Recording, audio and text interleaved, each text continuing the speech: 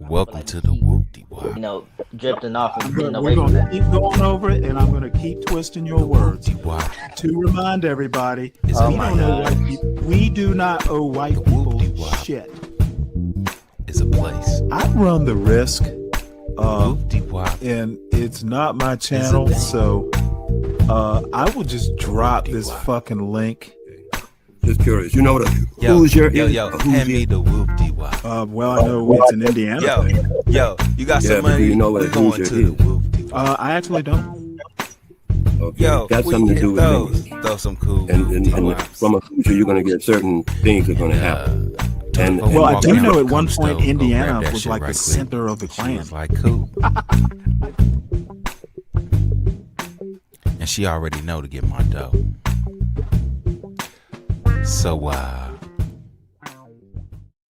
offenders in recent American history were overwhelmingly white and male. Larry Nassar, former USA gymnastics doctor, sentenced to effectively life in prison for sexually abusing hundreds of young athletes. Jerry Sandusky, former Penn State assistant coach, convicted in 2012 of serial child abuse spanning over a decade. Jeffrey Epstein, financier and convicted sexual predator, responsible for the trafficking and abuse of underage girls. Institutional scandals, Catholic clergy abuse investigations, and Boy Scouts of America lawsuits revealed decades of widespread sexual exploitation, often involving white male perpetrators in positions of authority. And according to the U.S. Sentencing Commission, over 77% of federal defendants in child sexual exploitation cases were white men. Bureau of Justice Statistics confirms that most sexual assaults in the United States are intraracial, meaning white women are most often victimized by white men and black women are most often victimized by black men. So, if the fear is really about race and not about race, then statistically, the group most responsible for sexual violence in this country isn't black men, it's white men. And let me remind you guys, ladies, pay attention. About a year ago, a question went viral on social media. Would you rather be alone in the woods with a bear or a man? Thousands of women said they'd rather take their chances with the bear. At first, it sounded like a joke, a meme, until women began explaining why. Many said, at least the bear would just kill me. A man, he could do something far worse. you know what those women were talking about? They were talking about sexual violence, about fearing the possibility of rape more than death itself. Now, that sentiment deserves empathy. It's rooted in trauma, not malice. But when the conversation is twisted online into a narrative about fearing black men in particular, that's when the data becomes essential, because the facts tell a different story. Even though we know that all men and the majority of men do not commit sexual assault, but that's still something to consider if women are telling you that they fear is worse than death. And when you look at the majority of the perpetrators, white men, I'm looking directly at you. So women, be mindful. You understand how white fatigue works now? So now that we've examined how selective statistics are used to portray black men as inherently violent, in Act 2, we turn the mirror around. Because if you insist on calling this black fatigue, then we also must speak honestly about white fatigue, a reality visible in the very data you ignore. Because if you insist on cherry picking individual cases to generalize about an entire group, we can play the same game. And when we do, it becomes clear that what they call black fatigue might just be a projection in order to hide white fatigue. Because the overwhelming share of America's most infamous and most deadly violent offenders, the names etched into the nation's darkest moments, were not black at all. They were white men. Ted Bundy, executed 1989, charismatic, manipulative, deadly. Ted Bundy confessed to murdering dozens of women across multiple states before his execution in 1989, a reminder that evil often hides in plain sight. John Wayne Gacy, executed 1994, the so-called killer clown. John Wayne Gacy murdered and buried 33 boys and young men beneath his suburban Chicago home.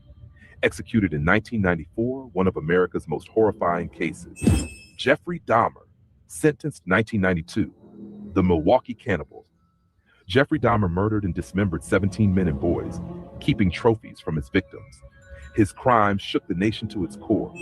Dennis Rader, the BTK killer, convicted 2005. Torture, kill. Those were his own words. Dennis Rader murdered 10 people over 3 decades. Let's begin with the type of violence that has truly shaped modern America's public fear, the mass shooting epidemic. Stephen Paddock, Las Vegas, 2017. from his hotel window overlooking the Route 91 Harvest Festival.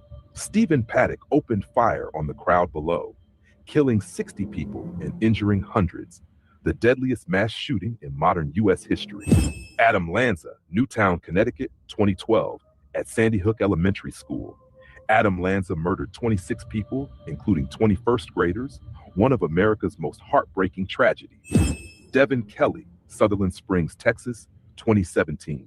During a quiet Sunday church service, Devin Kelly opened fire, killing 26 worshipers before taking his own life. Nicholas Cruz, Parkland, Florida, 2018, at Marjorie Stoneman Douglas High School. Nicholas Cruz murdered 17 students and staff, shocking the nation and reigniting the gun reform debate. James Holmes, Aurora, Colorado, 2012, wearing tactical gear in a packed movie theater. James Holmes opened fire during a midnight premiere, killing 12 people and injuring 70 more. Robert Bowers, Pittsburgh, 2018, at the Tree of Life Synagogue. Robert Bowers carried out an anti-Semitic massacre, killing 11 Jewish worshipers during Saturday service. Patrick Crusius, El Paso, Texas, 2019, targeting Hispanic shoppers at a local Walmart. Patrick Crusius murdered 23 people in one of the deadliest hate crimes in U.S. history. Peyton Gendron, Buffalo, New York, 2022, in a live-streamed racist attack, Peyton Gendron killed 10 black shoppers at a Tops market, all in the name of white supremacy. Dylan Roof, Charleston, South Carolina, 2015, sitting in a Bible study at Emmanuel AME Church. Dylan Roof murdered 9 black parishioners after praying with them. Robert Card, Lewiston, Maine, 2023, in 2 separate attacks across the city of Lewiston. Robert Card killed 18 people before dying by suicide after a massive manhunt. Connor Betts, Dayton, Ohio, 2019. Within just 32 seconds, Connor Betts killed 9 people and wounded dozens before being fatally shot by police. Ethan Crumbley, Oxford, Michigan, 2021. A 15-year-old who opened fire at his high school. Ethan Crumbley killed 4 students, and his parents were later convicted for their role in the tragedy. These events dominate national news cycles, traumatize entire communities, and drive policy debates. So if we apply Crowder's logic, if one individual's crime defined the character of an entire group, then this will be the story of white fatigue, starring white men. These 12 names alone could paint a picture of white America in crisis. But that would be dishonest, right? Because the crimes of individuals, no matter how horrific, never define a race. And yet, that is precisely what has been done to black men for generations. For decades, America's fascination with serial killers has been dominated by a very specific archetype: white, male, American. Let's correct the record. The population reality is that black men make up approximately 7 to 7.5% of the United States population, not 13%. An arrest is an allegation, not a verdict. And urban departments have higher clearance rates because they receive more resources and report data more consistently. Roughly 80% of white victims are harmed by white offenders. About 90% of black victims are harmed by black offenders. So when commentators imply that black men are systemically targeting white citizens, white people are 12 times as likely to be killed by a black person than the other way around. I'm just going to shoot you straight. It's not even close. they are not citing evidence. They are perpetuating a myth. Straight from the FBI's own expanded homicide data, Table 6 for 2022. Out of all recorded homicides that year, there were 504 white victims killed by black offenders and 114 black victims killed by white offenders. That's a difference of about 4.4 times, not 12. And here's what Crowder leaves out entirely. More than 80% of all murders are intraracial. That means most white people are killed by other white people, and most black people are killed by other black people. So the 12 times talking point isn't just wrong. It's designed to inflame racial fear instead of addressing violence where it actually happens, within communities themselves. Don't let people twist the numbers. The facts are public, and they tell a very different story. And let's not forget, according to the National Registry of Exonerations, black defendants account for more than half of all homicide exonerations in the United States. Even with the subset of people arrested, many were later proven innocent. Those arrests remain in the black offender column of public debate. But the truth is more complex. If a data set cannot distinguish between guilt and wrongful conviction, It cannot serve as moral evidence. And then you look at the average amount of times that someone in this country is arrested before they're brought in for killing, charged with murder. Do you know how many times they're arrested on average before they murder? 11 times. The average murderer has been arrested 11 times before killing someone. That sounds shocking until you check the actual source. That number didn't come from national data at all. It came from Washington, D.C.'s police chief, Robert Conti, who said the average homicide suspect in D.C. had been arrested about 11 times. We need to keep violent people in jail. Right now, the average homicide suspect has been arrested 11 times prior to them committing a homicide. That is a problem. That is a problem. That's a local statistic, not a national one. The Bureau of Justice Statistics national data tells a different story. In its Recidivism 2012 update, the median number of prior arrests for all offenders was 9, and that includes every type of crime, not just murder. So when Crowder says the average murderer across America has 11 arrests, that's false. He took a city-level talking point and turned it into a national scare line. The truth?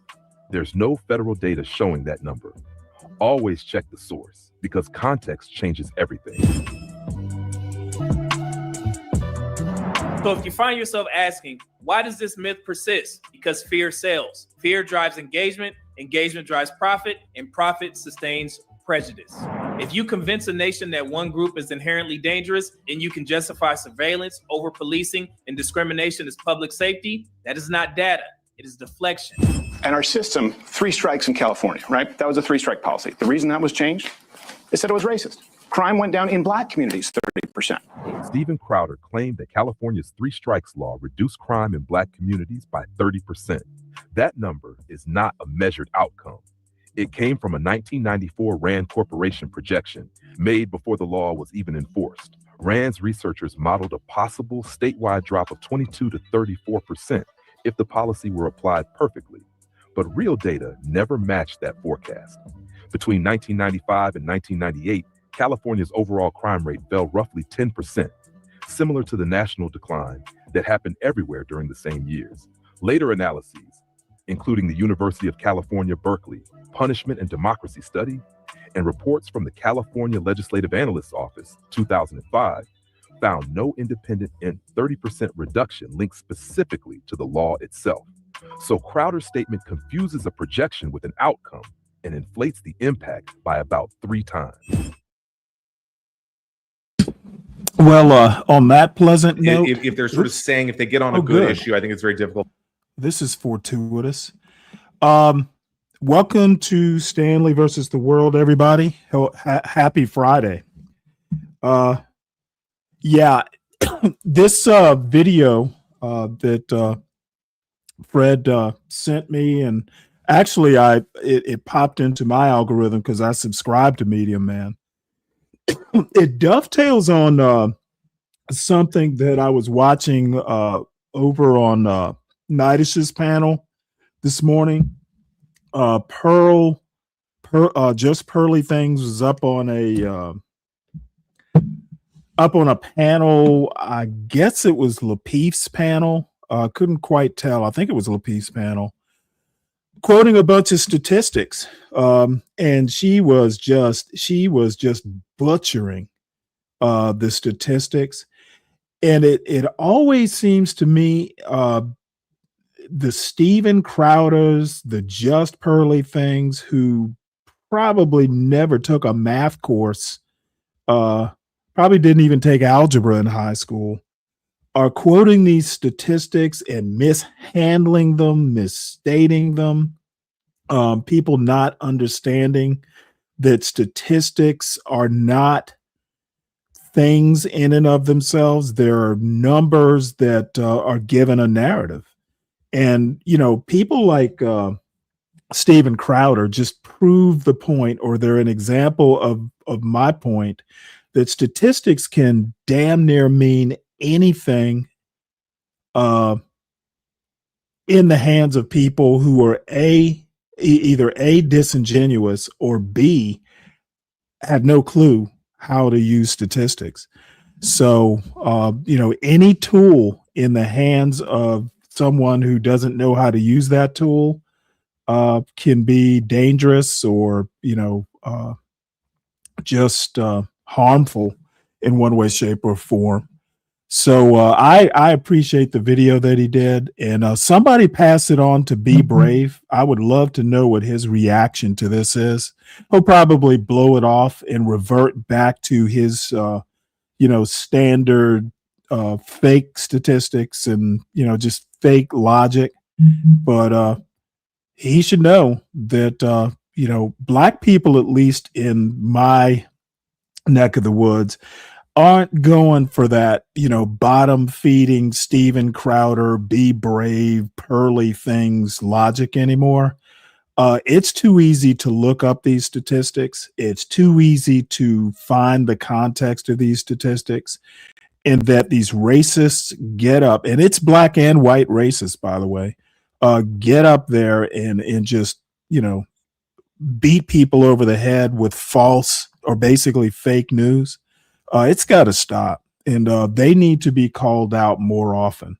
And damn the entertainment value or anything like that. That's harmful. Misusing statistics like that is harmful. There should be no excuse, and causing harm for profit is despicable. So, speaking of causing harm for profit, video shows second strike hit before survivors could flip boat. Yeah, I'm beginning to wonder if Pete Hegseth is going to survive this. I'm also kind of wondering whether this admiral is going to survive this. Apparently, the missile strike hit while these people were like trying to survive by flipping over a boat or something like that. So it is. I don't think Trump's going to be able to hold the line on this one. And if he does, I guess it'll be typical Teflon Don.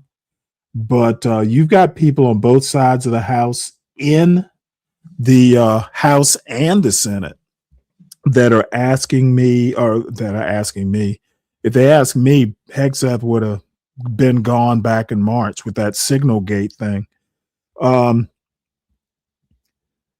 Yeah, this is not good, and I think it's going to be a trio. I think Hegseth, Kash Patel, and possibly Dan Bongino. They're not long for this. They're not long for this administration. Trump would do well to get rid of the dead weight, to be honest. Hegseth has been nothing but a problem. Same thing with Kash Patel. Bongino's managed to keep himself out of the spotlight somehow. So the footage was shown on Capitol Hill, where Admiral Frank M. Bradley, who oversaw a deadly attack on alleged drug smugglers, faced a day of difficult questions about the operation. And I toyed with showing part of that hearing. Who knows? I may still do it, but I don't know that it's necessary. I think this is probably going to speak for itself eventually. So while I'm thinking about it, everybody please make sure you hit the like button. And if you happen to be new to the channel, please make sure you subscribe to it, test it out. You can always unsubscribe. That is my famous saying. And as it seems, people have been subscribing and unsubscribing. So we lost 2 a few days ago and gained 4.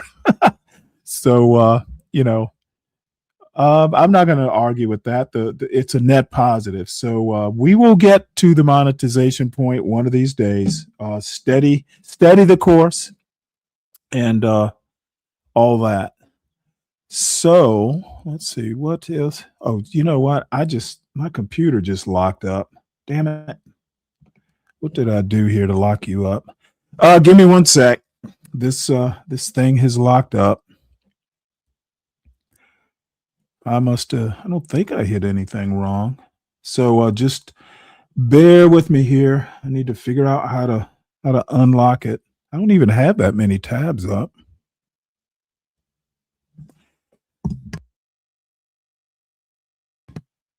I would put on some intermission music, but that's not going to help much.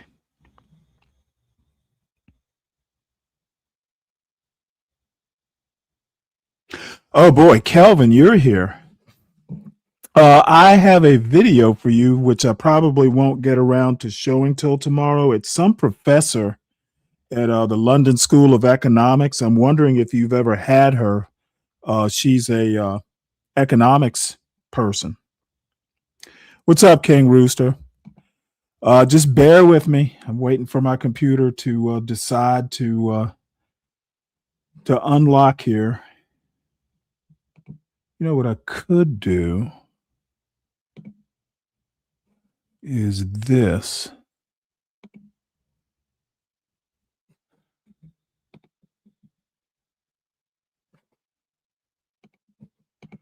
Wonder what would happen if we go to another browser.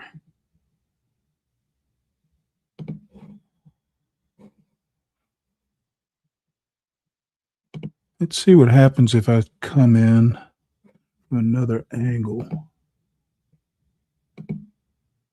Oh, there we go.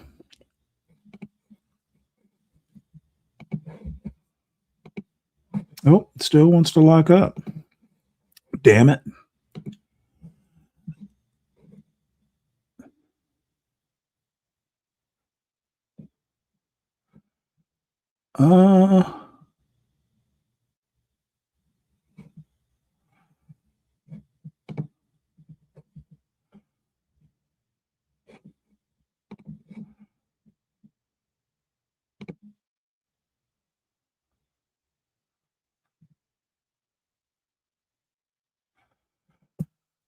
Okay.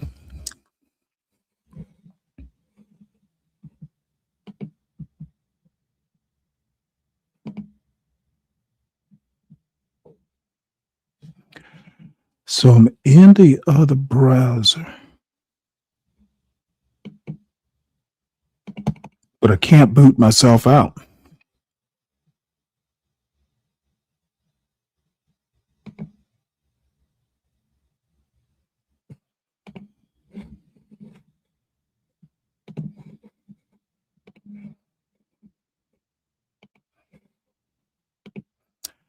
All right. Well, I did something to it. So anyway, like I was saying, please make sure you subscribe to the channel if you're new, and recommend it out. We could use more to come and join in the fun. Also, it is the weekend. The Sovereign Beer Fund is open for investment. Tomorrow we will do a show, but it's mostly going to be videos that I didn't get around to showing during the week for one reason or another. And then I guess the usual fuckery if it comes to that. So the Catch App is in the crawl, the banner crawl at the bottom of the screen. So what I want to do is I want to show two videos. Well, this video. You want an object? This is my second favorite male historian talking about the boat strike. And I think he makes a good point, at least, if not a couple. You want an object lesson on how normalizing authoritarianism works? It's when the real debate starts over whether the second strike was legal. And we've stopped questioning whether the first one was. Hey folks, I'm Tad Sturmer. I'm a public historian and a scholar of resistance history at the University of Southern Denmark and the author of a resistance history of the United States. The Trump regime has killed at least, 87 people in 22 strikes on boats in the Caribbean and the Pacific. Justification, drugs, but no evidence has ever been provided about any of the individual strikes. And so the UK, Canada, Colombia, the Netherlands all suspended intelligence sharing with the US because they consider the strikes illegal. Our closest allies are treating us as a rogue state, which tracks. It seems about right. And now Congress wants answers. Hearings are being scheduled. Senators are jockeying for cameras, oversight, they say, accountability. For the second strike. On September 2nd, the first strike in this campaign hit a boat, killing 9 people, and then left 2 survivors clinging to wreckage. Then came a follow-up that executed those survivors. Reports indicate Hegseth gave a verbal instruction to kill everybody. He blames an admiral. And that is what prompts bipartisan concern, the killing of the 2 survivors. One senator is now demanding vigorous oversight. There are Democrats who are now expressing alarm, and Republicans call it beyond acceptable bounds. Congressional outrage over the second strike is pretty much congressional ratification of the other 21. The frame of the debate has already conceded the premise. We're not arguing about the existence of the killings. We're arguing about the conduct. That's how normalizing authoritarianism works, not through silence, but through selective outrage that accepts everything that it doesn't mention. It's not new. The mechanism has a resistance history. Vichy France didn't happen all at once. The Third Republic of France didn't wake up one morning in June 1940 and decide to become an instrument of Nazi occupation. What happened was less dramatic and more instructive. Institutions, political, legal, cultural, they each accepted each new demand as the price of maintaining order, their order. French magistrates continued to render judgment after the surrender, and those judgments now served occupation law, but the form remained intact. Robes, precedent, citations, procedure. The performance of normalcy was the collaboration. The Nazis didn't need every French official to become a fascist. They just needed the machinery to keep going. They needed people who would show up to work, follow the new procedures, and treat the unthinkable as a new baseline. And here's what resistance history teaches about that process. Normalization happens in the weight given to the second violation rather than the first. When officials debated the conduct of deportations rather than the existence of deportations, the collaboration was already complete. That's where we are now and have been for some time. Look around you. You see the pattern. The Justice Department has now told Congress that the War Powers Resolution doesn't apply because the strikes use unmanned vehicles that don't endanger U.S. forces. That isn't the legal justification for these strikes. It's a template for future strikes. And the machinery is being assembled everywhere. Yesterday, the Supreme Court allowed Texas to use a congressional map that a federal court and a Trump-appointed judge found was likely unconstitutional, in their view, racial gerrymandering. But Justice Alito called the motivation pure and simple partisan advantage, as if that phrase describes something neutral, rather than what it actually is, which is judicial sanction. Yeah, well, I talked about this either yesterday or the day before, where you can, this colorblind law basically allows for political proxies for race. And it's one of the drawbacks of Black Americans overwhelmingly voting Democrat. It's basically allowed Republicans to say, oh, hey, it's not about race. It's about politics. It's about, hey, we're Republicans and it is politics to want to have an advantage over Democrats within a state. They just happen to be Black. So a perfect example of systemic racism, where politics can be a proxy for race. The law is colorblind. The results are, affect one race disproportionately.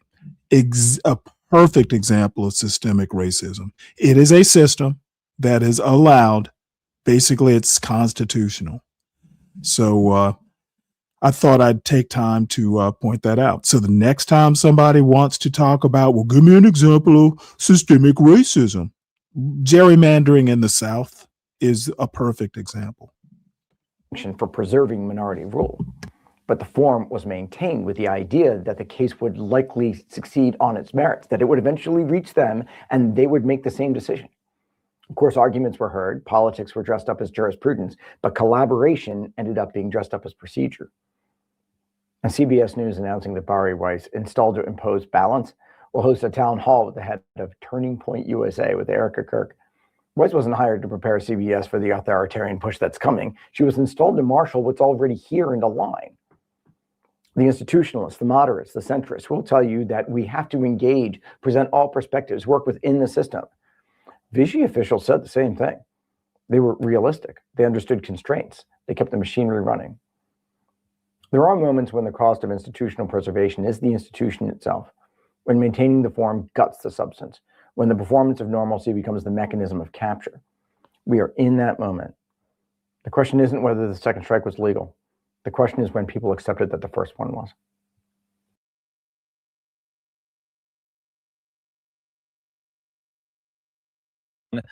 And basically undermine you, like, and it feels like that's what's happening to the USA right now. I was responding to to give me my racisms. Oh boy, I don't even know what that means, but it sounds funny. All right, so this is actually new news today. It's above the fold in the Washington Post.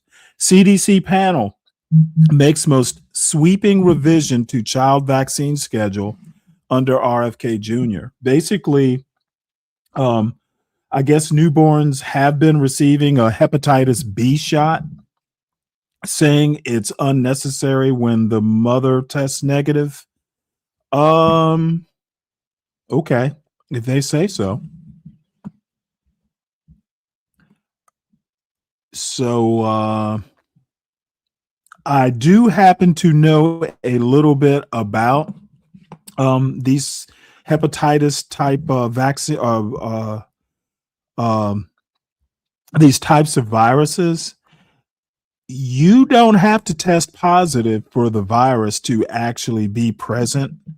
A lot of times, negative tests, especially if you have a history of a particular type of virus, doesn't mean the virus isn't there. It just means it falls below the threshold of the test.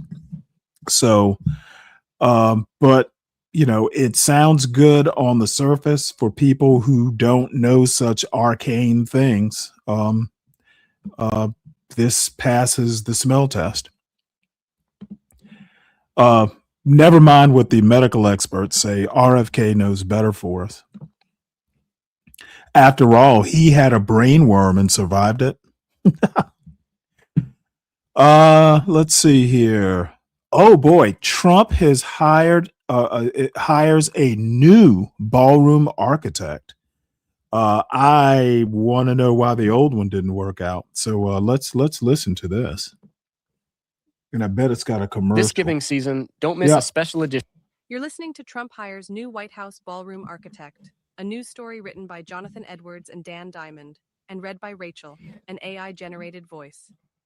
President Donald Trump has replaced the architect he handpicked to design his White House ballroom, according to 3 people familiar with the project, ending the involvement of a boutique firm whose selection raised questions from the start about whether it had the capacity to complete the massive, high-profile endeavor. For more than 3 months, James McCreary II and his namesake architecture firm led the effort to design Trump's $300 million ballroom building, until late October when he stopped working on the project, one of the people said. It is unclear whether McCreary stepped back voluntarily, but the men parted on good terms and remain so, according to one of the people familiar with the project, all of whom spoke on the condition of anonymity to discuss internal conversations.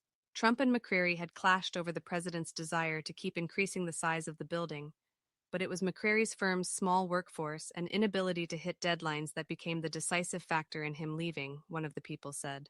Trump has chosen architect Shalom Baranis, who's been designing and renovating government buildings in Washington for decades, to pick up the mantle, according to 2 of the people. Baranis' firm has handled a number of large Washington projects dating back decades, including projects involving the main Treasury building near the White House, the Federal Reserve, and the headquarters of the General Services Administration. Baranis led a $1 billion renovation of the Pentagon immediately after the terrorist attacks of September 11, 2001, which he described as his proudest moment in a 2017 Washington Post op-ed. His architectural approach, which includes modernist buildings, is different from McCreary's classical style. As we begin to transition into the next stage of development on the White House ballroom, the administration is excited to share that the highly talented Shalom Baranis has joined the team of experts to carry out President Trump's vision on building what will be the greatest addition to the White House since the Oval Office, the White House ballroom, White House spokesman Davis Ingalls said in a written statement. Yeah, we'll stop it right there. So now we know why. Apparently that firm that Trump hired was too small a workforce. So I wasn't even going to talk about this, but since we were talking architecture, Frank Gehry, who is died in '96, he was an architect. And it's not like I'm really into architecture, but he's a fairly famous guy. He designed the Guggenheim in New York City, this concert hall, the Disney Concert Hall in LA. And I happen to know about it because Ticketmaster used to do their ticketing. So some of his buildings are actually pretty awesome buildings. This building here, yeah, that's the Guggenheim.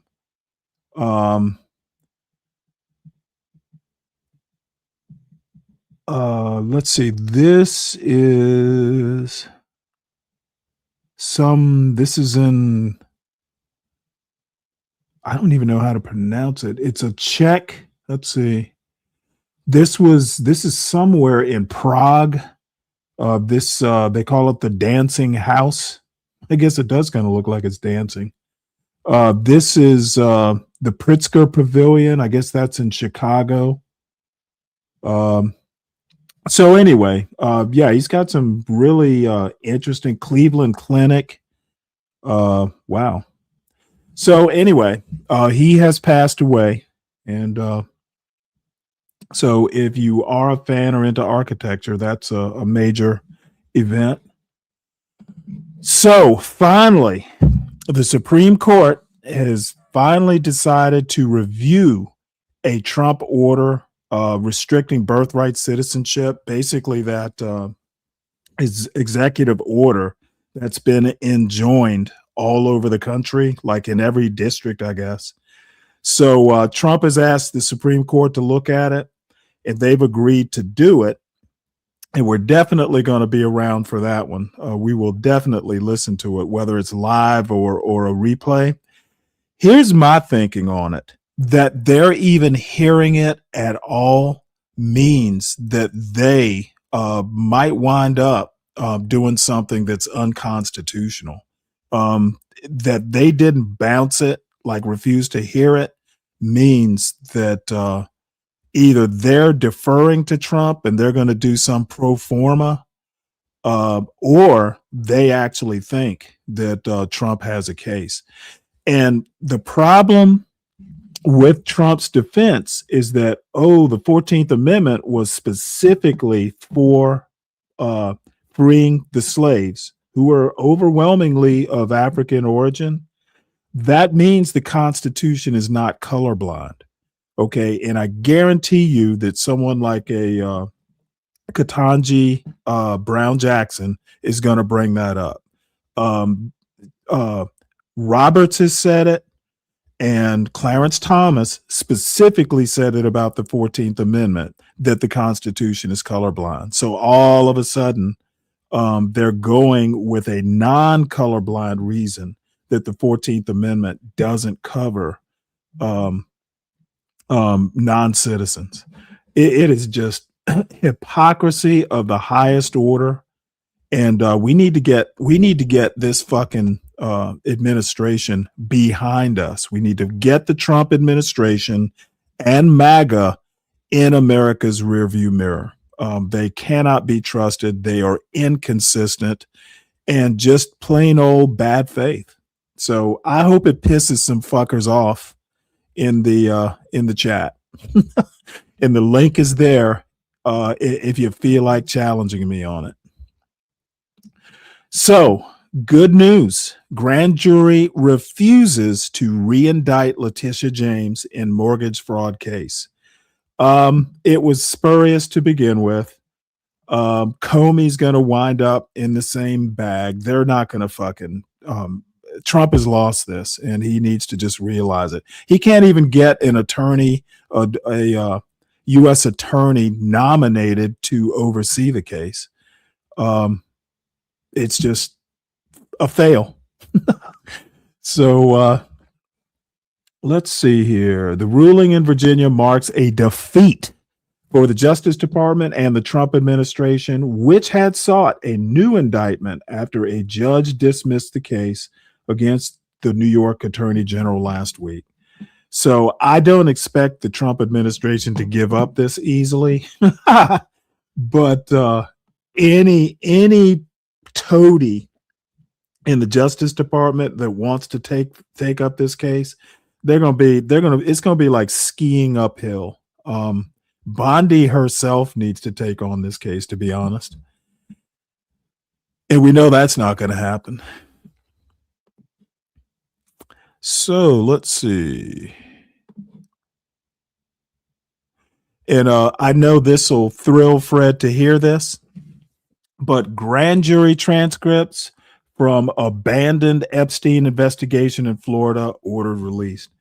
So I don't, apparently the charges were dropped or something, but the Justice Department has requested unsealing the records from a 2006-2007 Florida grand jury investigation. Why they're doing it, I'm not exactly sure, other than, I guess either they ask for it or somebody that they can't control asks for it. So that is that. For ill or for good, seems like the boat strike has eclipsed the Epstein case, at least for now. And I was wondering where all these photos of Epstein Island came from. Apparently, it came from this open, unsealed grand jury investigation. So on the plus side of the ledger for the Trump administration, the Mortal Kombat guy died too. What's up, Black Knight? The Mortal Kombat guy, no idea what you're talking about. I know it's a game. Those are all like animated characters. So I didn't think this was going to happen. The Indiana House passes a GOP-friendly congressional map. It says here on December 5, the Indiana House passed House Bill 1032 by 57 to 41 vote, creating 9 Republican advantaged seats and 0 Democratic advantaged seats. They got assistance from the National Republican Redistricting Trust. Republicans acted after pressure from President Donald Trump and visits by Vice President J.D. Vance, framing the move as part of a national push. The good thing is it still has to go through the Indiana Senate. And I'm not sure that the Indiana Senate is that open to this. The Indiana Senate reconvenes Monday, December 8th, to consider the map, with Republicans needing at least 25 votes in the 50-member state Senate, and it faces a committee hurdle before final passage. Going to be interesting. And I think that Trump is going to need every bit of help that they can muster, because MAGA's popularity outside of the MAGA diehards, it is fading fast. All right, so speaking of fading fast, top Trump FBI officials claimed pipe bombs were an FBI inside job. So now they're saying the FBI planted those pipe bombs on January 6th. And then Bongino, apparently he said in the past that the pipe bomb thing was some sort of cover up. Says here, he says, "I was paid for my opinions." So let's watch deer in the headlights FBI Director Kash Patel talk about this. This is about the pipe bomb arrest. When you attack our nation's capital, you attack the very being of our way of life. Federal law enforcement officials say they have now arrested this person who placed pipe bombs outside the headquarters of the Republican and Democratic National Committees the night of January 5th, 2021. They say there was no new information that led to the breakthrough nearly 5 years later. The Trump administration has made this case a priority. Let me be clear, there was no new tip, there was no new witness, just good, diligent police work and prosecutorial work. The case had gone cold, with authorities previously struggling to identify a suspect. Federal investigators say that man is now identified as Brian Cole Jr. of Woodbridge, Virginia. FBI agents were seen searching his home roughly 30 miles outside Washington, D.C. Thursday. It was an individual that I think they think is a suspect. I would have never thought out of all our neighbors that he could be a suspect. The FBI says it was forensic evidence that led them to an arrest amid a lengthy process of reevaluating information already collected. We dove into more than 3 million lines of data to come up with this suspect. The Attorney General declined to comment on a potential motive, saying the investigation is still ongoing. Cole is set to appear in court Friday. In Washington, I'm Kristen Eskow. Well, Matt Lewis has something to say about it.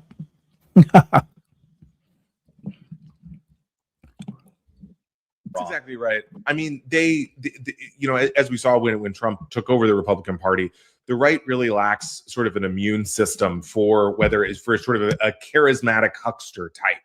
And if they're sort of saying, if they get on a good issue, I think it's very difficult for people to stop them. And so in the same way we're seeing Nick Fuentes really, I think, gain a lot of ground on the right because people, they don't want to be doing cancel culture. They don't want to, and they see kind of a cloud or an. I know how the hell this started. Let me go back to the beginning. My bad. I wanted to hear the part about the pipe bomber story, which was huge this week. A Northern Virginia man was arrested and accused of placing 2 pipe bombs outside the DNC and the RNC on the eve of January 6th. So that in and of itself obviously is a big deal and a big story, but there were a lot of kind of right-wing outlets out there getting over their skis about this. I know Bongino had thought it was an inside job at some point when he was a podcaster. The Blaze, I think recently even, right, had some alternate theory. But tell us, what should we know about this story? Yeah, I mean, I think the key thing to understand here is that because it took the FBI for years, they had not caught this person. And so there were all these conspiracy theories that grew up. People started on the right, started to believe that the pipe bomb was kind of like the key moment of January 6th, where it distracted Capitol Police right before the riot. It kind of agitated the Capitol Police. And there's a sense, among Trump supporters that it made Capitol Police kind of meaner to Trump supporters at the Capitol. And so then that set them off. So basically they blamed the pipe bombs for the riot happening, which, I mean, in my view is crazy. But they then came to believe, well, it's taking so long. I mean, we saw Dan Bongino before he became deputy FBI director would say, this was an inside job. The reason they haven't caught this person is not because they don't know who it is, that they just don't want to, because it's an FBI agent, or maybe it's someone on the left. And so that was why for so many years there's been this real focus on the pipe bomber, including, I think in early November, The Blaze, which was previously Glenn Beck's outlet, they said, well, we found the pipe bomber, and it's this former Capitol Police officer who coincidentally we didn't like because she shot, I believe, pepper balls at the rioters. And we analyzed how she walked at a college soccer game versus how the pipe bomber walked in the surveillance video, and we're pretty sure it's her. So, I mean, did they name this person? Oh yeah. So they named this woman. They put her face all over the article. So much so that the Tulsi Gabbard, the director of national intelligence, her office put out a memo saying, this is probably who it is. This person, this woman now works for the CIA as like a campus security guard. And so they told the CIA, FYI, this employee of yours is probably the pipe bomber. I mean, it was just a huge disaster. And, when it came out, I mean, look, Anna Paulina Luna in Congress, Thomas Massey, other members of Congress, they echoed this. Ed Martin in DOJ, he said pipe on Twitter, kind of suggesting that the story was real. And then it just blew up basically instantly. I mean, that has to be actionable. I know members of Congress are pretty much immune, but on the floor, certainly. But if a media outlet outs somebody, they get the story wrong, they accuse them of something like this. I mean, I don't know. I remember the Olympic bombing. They fingered the wrong person, and that, but are there any consequences for sort of outing somebody wrongly for something? Yeah, this I would describe it as highly actionable, to the tune of, I don't know, tens of millions of dollars. They convinced this, I don't know, maybe a third of the country that this person was the pipe bomber. She has a lawyer, and he's pretty tight-lipped at the moment, but I think he's definitely interested in the prospect of a defamation suit. And so sort of since this story initially came out, the Blaze was kind of retracting little bits or correcting it. And then yesterday, obviously this all really blew up when the actual pipe bomb suspect was arrested. And then the Blaze said, well, first they added a note. Well, supposedly this guy, allegedly did it, but our sources say they're sticking by what they said about this woman. And then late last night, they finally just pulled the story entirely and retracted it. So it's been what I would describe as maybe a huge debacle for them, a big disaster. I don't know if you've seen this. It's breaking news, I think, but apparently the actual alleged pipe bomber, the person that they arrested, apparently believed that the 2020 election was stolen. Did you see that? Yes, I did. Yes, right before we were sitting down, this came out. It's so interesting. In some ways, and I hopefully more and more will come out about the motivations here. But it is kind of an Occam's razor thing. This is obviously what everyone initially thought was, well, on the same day as this big riot, because people are mad about the election being stolen, there's also someone who lays pipe bombs. Well, probably that person is a Trump supporter who's also mad about the stolen election.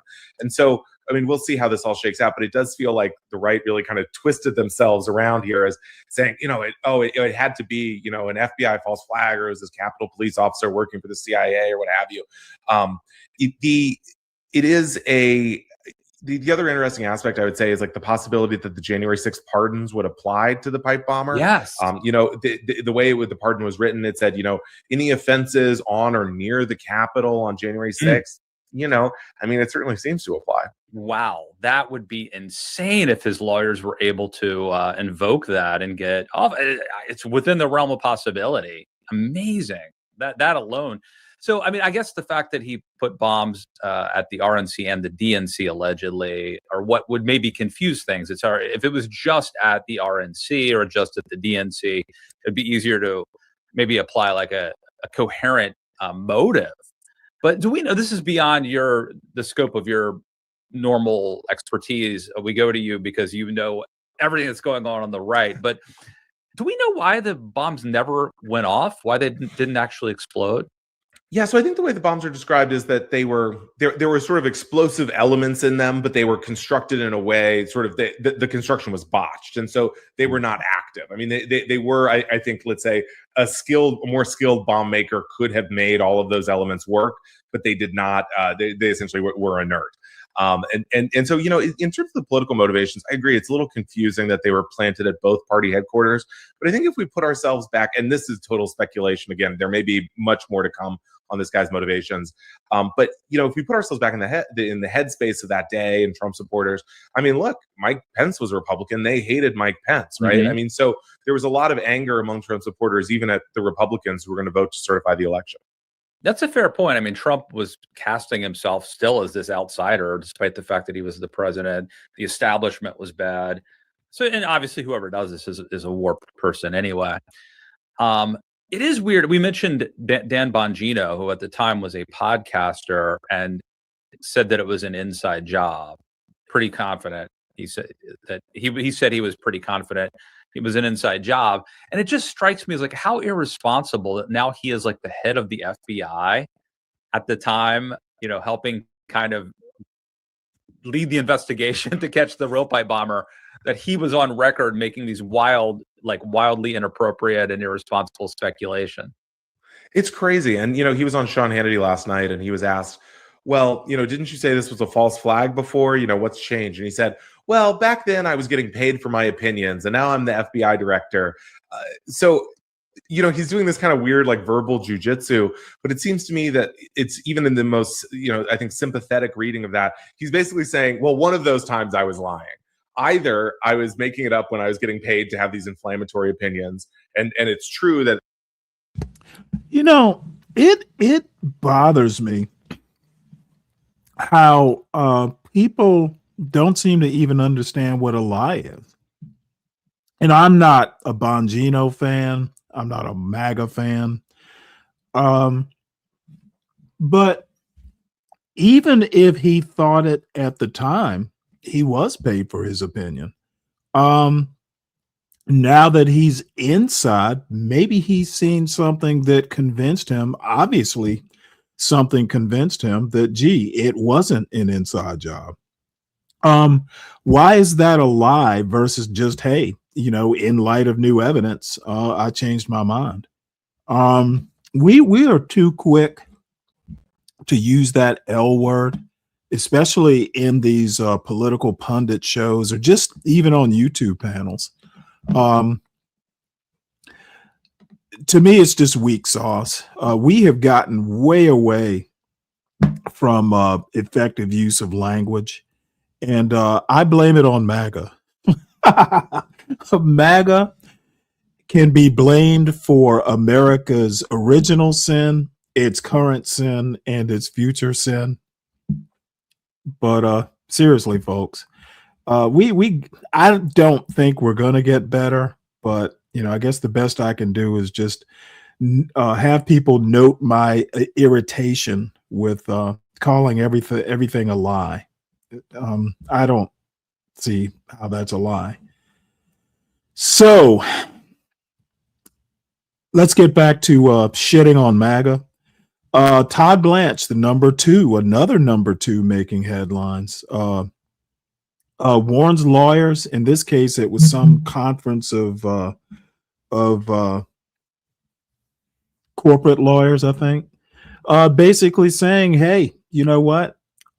If you are criticizing the Justice Department, we note that. We see you when you're criticizing us. And he says here, the article from Politico says here, speaking to attorneys who advise companies on U.S. laws that ban payment of bribes overseas, Deputy Attorney General Todd Blanche insisted the DOJ is pursuing these cases with precision and vigor. He made clear that top officials were rankled by some lawyers' comments contending the administration has deprioritized white-collar enforcement. He says, and I quote, if folks in this room are going to be honest brokers when counseling clients, posting on LinkedIn or writing client alerts, the public narrative should match the private one. If you publicly claim we are not enforcing white-collar crime aggressively enough, but privately insist that your clients are the victims of overreach, we notice that inconsistency. We notice. Blanche told hundreds of lawyers gathered outside Washington for a conference on the Foreign Corrupt Practices Act. So it's remarkable, he says, how some members of the white-collar bar seem to have an endless stream of clients who are each coincidentally victims of supposed overreach or weaponization, but still publicly draft client alerts suggesting the department is not prioritizing white-collar cases. Such a statement is wrong. White-collar cases are a significant priority for President Trump, for the Attorney General, and for the department. So he's like, keep this shit up, and you're going to have to answer to me.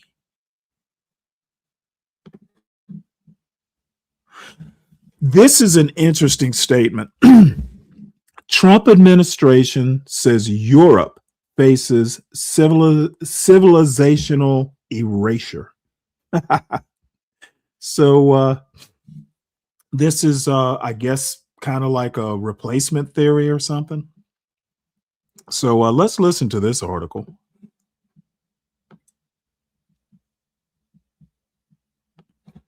President Donald Trump's administration has warned that Europe faces civilizational erasure and questioned whether certain nations can remain reliable allies in a new strategy document that puts a particular focus on the continent. The 33-page national security strategy sees the U.S. leader outline his vision for the world and how he will wield U.S. military and economic power to work towards it. Trump described the document as a roadmap to ensure America remains the greatest and most successful nation in human history. European politicians have begun to react, with Germany's Foreign Minister Johann Wadephul saying his country did not need outside advice. A formal national security strategy is typically released by presidents once each term. It can form a framework for future policies and budgets, as well as signaling to the world where the president's priorities lie. The new document follows similar rhetoric to Trump's speech to the United Nations earlier this year, where he had harsh criticism for Western Europe and its approach to migration and clean energy. The new report doubles down on Trump's point of view, calling for the restoration of Western identity, combating foreign influence, ending mass migration, and focusing more on U.S. priorities, such as stopping drug cartels. Focusing on Europe, it asserts that if current trends continue, the continent would be unrecognizable in 20 years or less, and its economic issues are eclipsed by the real and more stark prospect of civilizational erasure. It is far from obvious whether certain European countries will have economies and militaries strong enough to remain reliable allies, the document states. It also accused the European Union and other transnational bodies of carrying out activities that undermine political liberty and sovereignty, said migration policies were creating strife, and said other issues included censorship of free speech and suppression of political opposition, cratering birth rates, and loss of national identities and self-confidence. Conversely, the document hails the growing influence of patriotic European parties and says America encourages its political allies in Europe to promote this revival of spirit. The Trump administration has fostered links with the far-right AfD party in Germany, which has been classified as extreme right by German intelligence. German Foreign Minister Wadephul stressed that the United States is and will remain our most important ally in the NATO alliance. This alliance, however, is focused on addressing security policy issues. I believe questions of freedom of expression or the organization of our free societies do not belong in the strategy, in any case at least when it comes to Germany, he added. Referring to Russia's full-scale invasion of Ukraine, the document says Europe has a lack of self-confidence in its relationship with Russia. Managing European relations with Russia will require significant U.S. involvement, the document says, adding it as a core U.S. interest for hostilities in Ukraine to end. The Trump administration has proposed a plan to end the war, the original version of which called for Ukraine to hand over some territory to the de facto control of Russia. However, Trump's envoy presented a modified version in Moscow. Russian President Vladimir Putin has warned that Ukrainian troops must withdraw from Ukraine's eastern Donbas region or Russia. Yeah, I'm going to stop it there. I'm much more interested in Trump's advice to Europe. Civilizational erasure. Europe has always faced civilizational erasure. I mean, the Ottomans, the Ottomans came pretty damn close. So, this dude just cannot help sounding like a fucking racist. I don't even think he's a racist. I just think he likes racists. He likes hanging out at the racist, at the racist bar. And to be honest, I tend to think if you associate with racists, you are a racist.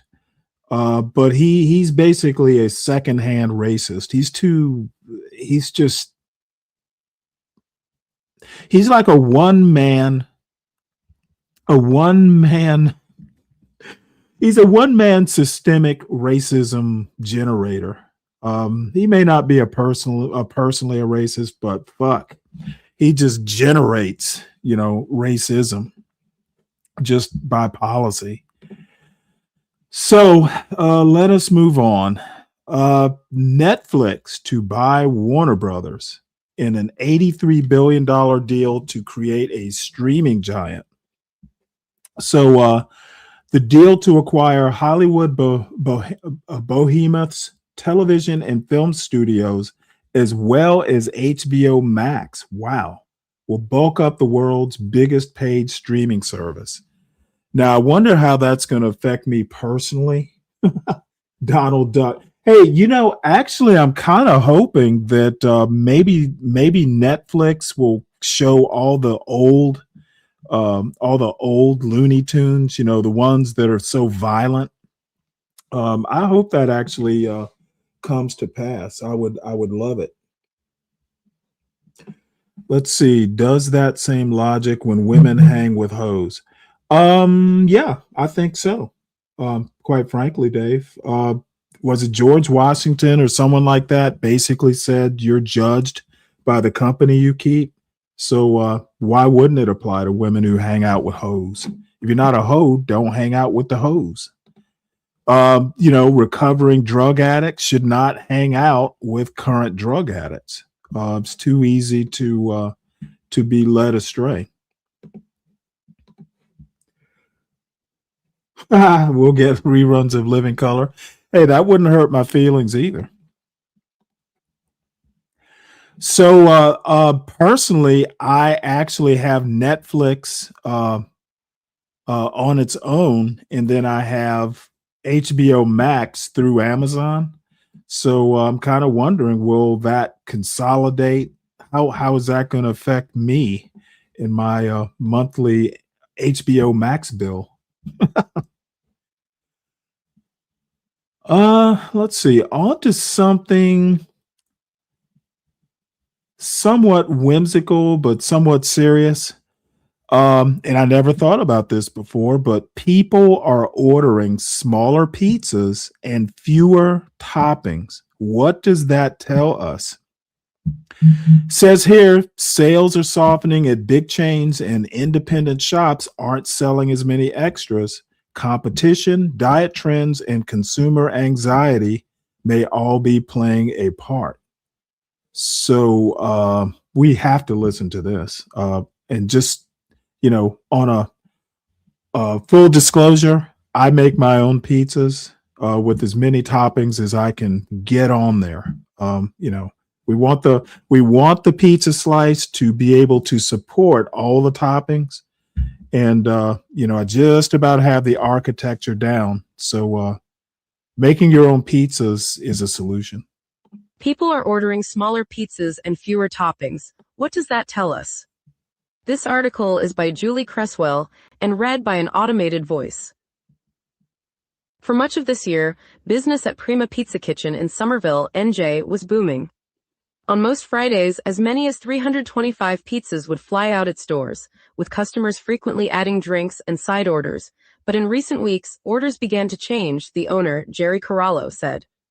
Before, a customer would get 2 pies, wings, garlic knots, and soda, all of the extras, Mr. Corallo said. Now they're just doing the pizzas. To varying degrees, those sentiments are being echoed across the country by large pizza chains and small independent restaurants. Pizza, with its gooey cheese, sometimes topped with crisp, glistening rounds of pepperoni or bright strips of green peppers, has long played a quintessential role in American households. It is a comfort food for uncomfortable times that traditionally could feed an entire family relatively inexpensively. But now, as the national average price of a large cheese pizza has crept up to nearly $17, according to Slice, an online ordering platform for pizzerias, sales are slowing. Competition from other restaurants on popular delivery apps and shifting eating habits are partly responsible, but it is also an indicator that some consumers are struggling. This summer, Bria Celeste, 30, was surprised when she and her boyfriend ordered an extra-large pizza with pepperoni from Pizza Hut, and the bill was nearly $30. I was like, wow, pizza prices have gotten insane, said Ms. Celeste, a photographer in Los Angeles. When I was growing up, we used to order from a local pizza place that gave us 2 extra large pizzas, a 2-liter soda, and a side for $25.99. I would faint if I saw a deal like that these days. For now, pizza chains, which make up 2/3 of the nearly $50 billion a year industry, have seen basically flat sales since 2023, according to Technomic, a research and consulting firm for the food industry. In October, executives at Papa John's said customers in the most recent quarter were trading down from large to medium pizzas and adding fewer toppings. Pizza Hut, the dominant player in the 1980s that hosted children's birthday parties and Little League baseball celebrations, has had 8 consecutive quarters of declines in same-store sales. Its parent, Yum! Brands, is weighing its options, including a possible sale of the chain. Pizza Hut and Papa John's declined to comment. The pressure on sales, particularly from lower-income consumers, is not exclusive to pizza restaurants, said Sarah Senatori, an analyst at Bank of America. We're hearing it across the board from other fast food and fast casual chains that cohort has been under pressure for some time, and now it's creeping up into the middle-income consumer. On social media, consumers are sharing tips on how to buy pizza for less. Download the chain's app, join rewards programs, search for deals on the app. But an anxious consumer isn't the only battle pizza restaurants are facing. During the COVID-19 pandemic, pizza sales soared because it was already an established takeout or delivery food for families stuck at home. But as the use of third-party ordering and delivery apps like Uber Eats and DoorDash rose, and other chains and food options jumped onto the platforms, pizza faced new, stiff competition for consumer dollars, analysts say. Pizza is still huge, said David Portolatin, an advisor at the research firm Circana. But chicken strips and wraps, that area has seen a lot of growth. That market share has to come from somewhere. On top of that, consumers are increasingly embracing wellness trends, while others are on GLP-1 medications that curb their appetite.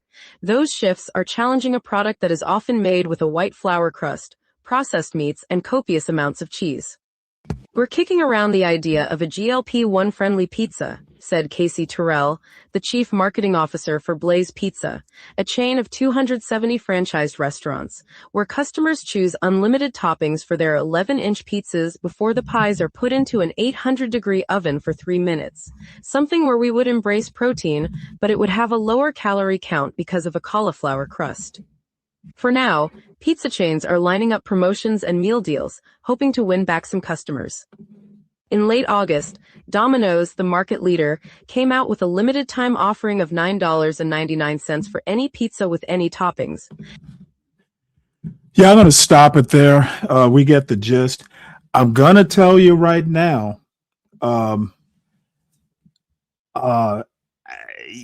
Darkomancer says he gets frozen barbecue chicken wings and cheese sticks from the grocery store much cheaper. I can tell you right now, especially the barbecue wings, you can make them better and cheaper, even if you don't get them from the grocery store. The thing about getting, wings and cheese sticks from the grocery store is they have a lot of processed stuff in them too, even the chicken. Pizza is ridiculously easy to make at home. You don't even, if you're going to do a thin crust, you don't even have to let the pizza rise. You can let it rise a little bit in the oven. Pizza dough is nowhere near as hard as, say, making bread or even biscuits. The only trick is you want the crust to be a little bit chilled so it's easier to roll out. But I can make pizza like pennies on the dollar, literally. A bag of flour, like I get mid-range flour for like less than $6. It's like between $5 and $6. And that 900 milligrams of pizza will probably, I said milligrams, I meant grams. That'll probably, because when I make pizza dough, it's usually enough dough for 2 pizzas. It'll probably make 8 pizzas for $5. and you can get flour. You can get Walmart flour for like 10 pounds for like $5.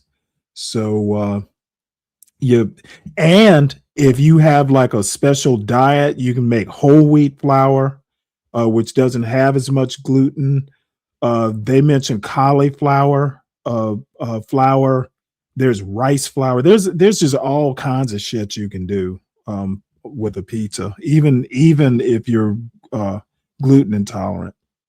So, it's not hard though. It is not hard. Just get on Netflix, get on YouTube, and there are so many pizza tutorials, and it will, like, your first few times, it does get a little bit tricky working with the dough.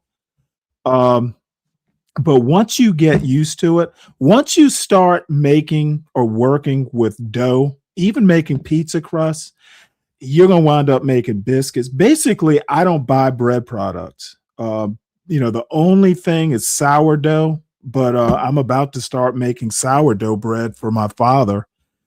He has a need for it. And so I'm going to start, making the starter and all that stuff. So believe me, it's a skill that actually comes in so handy, and it literally saves you money. Like good bread is like $5 to $10. You go to Whole Foods or something like that, or even Publix, and getting that high end bread, you're gonna pay $6 for a damn loaf of bread. I can make 2 loaves for probably $3.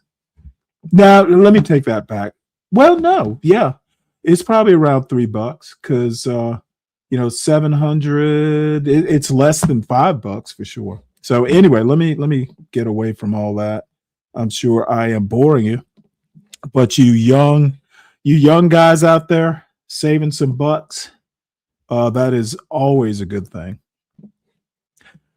All right, so this is Allison Coe is quickly running up the ranks as one of my favorite female historians.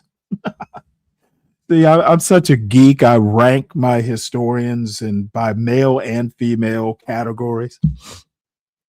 But anyway, she basically compares Trump's America, the 2.0, to a Gilded Age, the Gilded Age. And the similarities are, billionaires are ruling the government, and we have tariffs.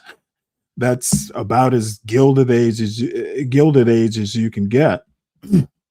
So she's talking about a historian named Richard White, wrote an article in The Economist, arguing that the Gilded Age isn't a moral cautionary tale, it's a structural cautionary tale.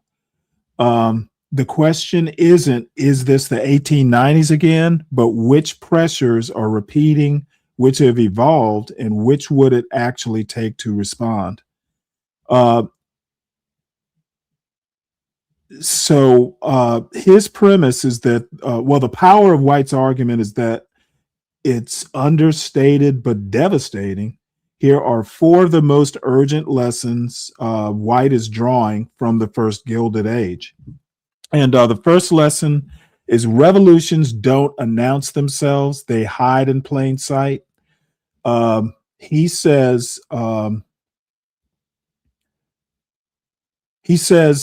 in both, back in the Gilded Age, there was massive technological transformation.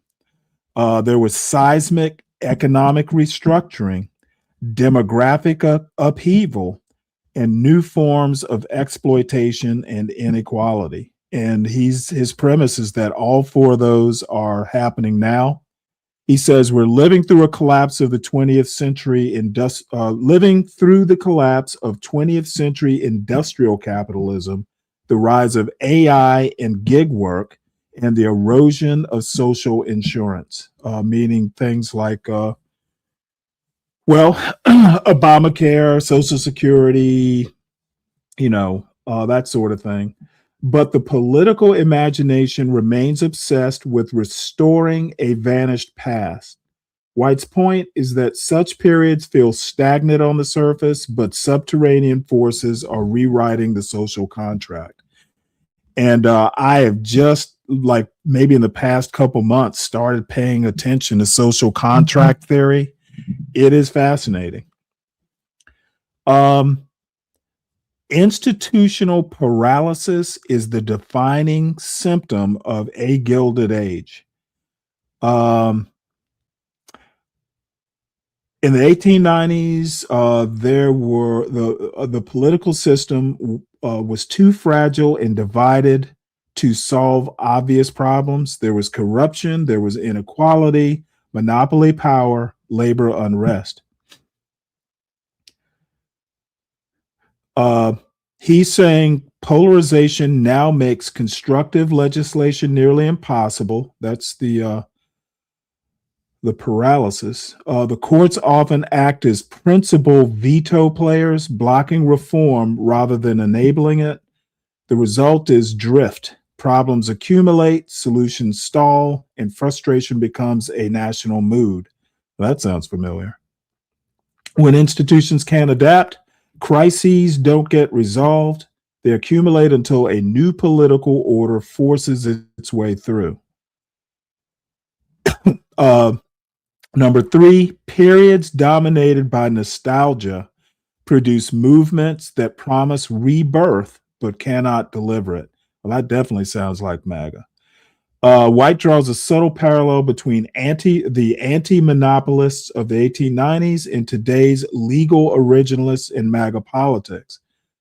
Not equating them in style, but identifying a shared longing for a past American order. They want small producers, free labor ideology, Protestant cultural dominance, pre-industrial economic relations.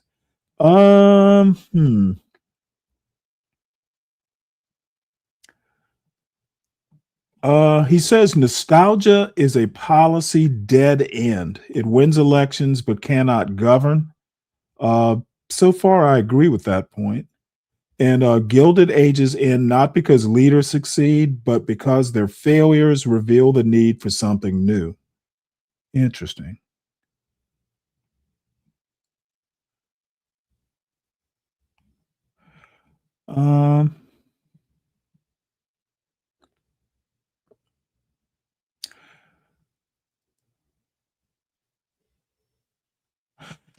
Yeah, I don't know. There are some parallels. There are some rhyming, the history rhymes part. I don't know that I agree lock, stock, and barrel, to be honest. But speaking of that nostalgia, Joy Reid was on a show called Runaway Country. Alex Wagner, wasn't she on MSNBC? So this is a reunion of sorts. But I'm just going to show a portion of this where they talk about, they're talking about is Make America White Again a thing? And my answer would be not quite, but, the heart is willing, but I'm not sure that it can be pulled off. I don't think the country actually wants to go back, but let's see what these two have to say. What do you I mean, is it them just trying to reach the quotas? It doesn't seem politically expeditious. And I wonder if you think he even considers the politics at this point, or kind of like what the motivating factor is. Well, I actually think he is considering the politics of it. And, I can remember sitting there with you as, Jacob Soboroff was on the floor of the Republican convention with these senior citizen women with huge smiles on their face, waving their mass deportation now signs. And Jacob would ask them, I think incredulously, "You're so joyful." You know what? Let me skip ahead a little bit. This is the part I want to go to.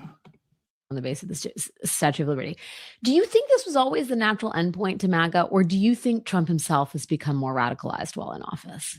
I think Donald Trump is a useful idiot. And I think MAGA is the natural outgrowth of a far right that has kind of catapulted itself into power despite literally being a far right, what would have been a politically untenable movement even a generation ago. There has been a demographic panic that's been ongoing in this country from the very beginning, right? You want to talk about what is it? Leeches, killers, and junkies for free money. It is killers, leeches, and entitlement junkies. Right. So this nation was founded by killers who slaughtered 90% of the indigenous people. Leeches who glommed off of the indigenous who taught them how to survive in the wilderness and then murdered them as their things and then took all their land. And you want to talk about entitlement, they felt entitled to own other people and they didn't even want to pay taxes on it. So they decided to have a whole war with Britain. So I'm not really 100% sure where that's coming from. And then you I have a sense of where it's coming from. Well, yeah. But I mean, then what you have is people like Stephen Miller, whose people came here in the 20th century. So they are not related in any way to the forefathers, and the forefathers wouldn't have wanted them here. They wouldn't have wanted them here. They wouldn't have wanted Tom Homan's family here. They wouldn't have wanted any of these people here. They come from the people who at one time were considered excluded. But I actually wonder how effective arguments like these are at this point, mainly because, these are rinse and repeat type arguments. I just don't know. I'm just not sure that, these arguments fall on deaf ears. Like Stephen Miller doesn't give a fuck. And most of MAGA voters don't give a fuck. These echo chambers, I'm getting weary of them. But now they have a full sense of entitlement to decide who is a proper and fitting American and to vet them ideologically. But really what they're doing is vetting them in terms of color. Because, as the Supreme Court has allowed, they're essentially saying we get to be here because even if we are not descended from the forefathers, we're white. You don't get to be here because you're brown, you're Asian, or you're black. And therefore, whether you're a citizen, not, he said, whether you have TPS status, whether you've got refugee status, we don't care. Unless you vet ideologically. And even if you do, there have been some hardcore Trump supporters. I have not heard anything about black people don't belong here. I've not heard that argument. Maybe somebody in the chat can help me out. Even racists like Be Brave say that, oh, hey, black people have been here a while, as long as they can be second best, we're okay with them because they live like kings. I've not heard, black people don't, as a matter of fact, in a backhanded sort of way, even MAGA is saying, hey, the 14th Amendment was for black people. So, they're okay. It's just the immigrants we don't like. So I guess what I'm trying to say is I understand that leftists, of Joy Reid's ilk care about immigration that much. I just think personally that black people, legacy black Americans, as I call ourselves, we have enough problems to worry about, to be honest. I just don't know that that getting knee deep involved in these immigration issues. Now, I think that, hey, it's happening to them. As far as ICE goes, I do think that's a solid argument. What happens once immigration gets under control? What do you do with all these ICE agents? That I do worry about. That is actually something black people should be concerned about. They should be concerned about the giant personal, the potential for a giant personal police force, national police force, which would be totally unconstitutional. But I don't have much sympathy for Joy Reid's concerns about Black people. I don't think it holds that much water. Now, the Reverend Corbett, on the other hand, he says, warning, it really matters that Trump, MAGA, and SCOTUS are reversing decades of civil rights laws. I do agree with that. If MAGA had its way, they would basically repeal all the civil rights laws because they think, hey, you know what? They're eating into, number one, they're eating into white hegemony. And number two, we're post-racial. We don't care. Hey, we love Black people. And Dylan Roof seconded that notion or that motion. So we shall listen to at least a little bit of Reverend Corbett, at least as much as I can palate. And by the way, while I'm thinking about it, everybody, please make sure you hit the like button. Tomorrow is Saturday. I am taking donations and or investments into the Sovereign Bear Fund. Make it fun. And what else? If you're new, subscribe. Saturdays are generally kind of the let my afro go uncombed days. So stay tuned for that. Discrimination on behalf of our clients and other attorneys also use are in grave jeopardy. And African Americans are being told that it's no big deal. It's no big deal at all. Business as usual. We really don't need the civil rights laws. We really aren't losing very much ground. Trump is not that bad of a president for African Americans. And all of that are lies. And the proof is in the pudding. The proof is in the pudding.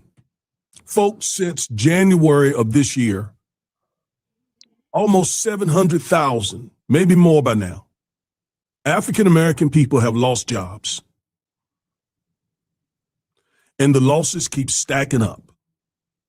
Civil rights violations are occurring at huge rates, but there's very little civil rights enforcement because of all the many executive orders that Trump. Well, I think there's going to be civil rights enforcement, but not for Black people. So you gotta stay on that ball. What's up, 12 man? Happy Friday, Stanley. How the hell are you? So far so good. Right on. What are you listening to? I'm listening to the Reverend Augustus Corbett lament that civil rights are under attack. Civil rights laws are under attack. Under siege? Civil rights laws are under attack.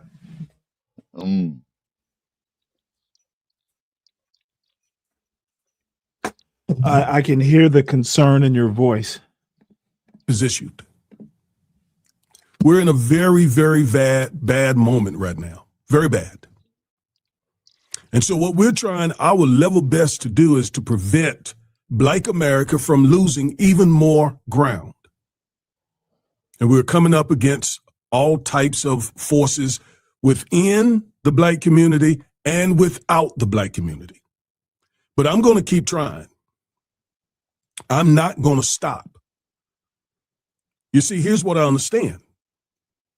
The people who are working against our community, again, both those within and those without, have been at this a long time, at least a decade.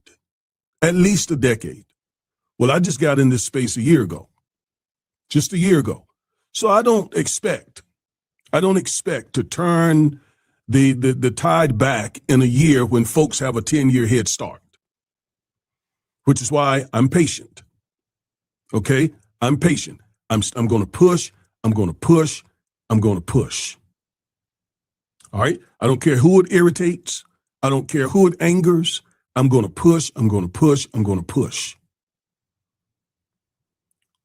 And that's because I love my community. I love my people. I love my family. My family's involved in this. Immediate and extended family.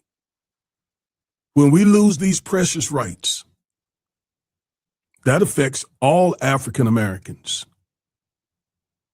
And I'm just. Oh, by the way, I meant to ask Kelvin, have you ever had Abby Ines? I think that's how you pronounce her last name, Innes. Did you ever have her for a professor? She teaches at the London School of Economics, and she's an economist. Ever heard of her? Well, first of all, Stanley, you're an American. You're not an African American. Okay? Okay, So no. this guy Whoa. You don't fucking tell me how to define myself. You're out of order, sir. So you call yourself Okay, an no. African? You need to hear what I just said. You would never, under any circumstances, get to tell me how I define myself or even question it. You're way out of order, son. Don't even ask me No, the I question. don't think I am. Okay, listen to what I just said. Don't contemplate it. Don't ask the question because it's offensive. You never get to tell me how to define myself, ever. So you define yourself Okay, see, as an motherfucker, African or an American? you are not getting my point. Dude, if you want to be kicked off this panel, fucking question how I identify myself, and I'll just ban your ass outright. You never, don't even think about how I identify myself. I'll tell you. You might want to change the topic. I don't know who the fuck you think you are, but don't you ever tell me whether I'm an African American or not. Dude, who the fuck are you? Are you my parent? Are you my minder? Are you my massa? Dude, tread lightly. I'm going to keep fighting. I'm going to just keep fighting. So help me God. I'm going to keep fighting. Well, this Because guy I know what's being done is identifies wrong. himself It's unjust. as an African You see, another reason it means. So So what? like, is he an American or is he an African? He can't be Why both. don't you type the question in his chat? I can't speak for him. You want I me to know drop you're the an you want me to American, put the Stanley. you want me to put the link for this video in the back? Well, you can if you want. Well, no, But so you can the ask fact that he calls himself an African him, and dude, if you want to know how he identifies himself, go to the video and ask him in the chat. I don't care whether he identifies himself as an African American or not. It's his personal business. Don't ask me about why he identifies as whatever it is.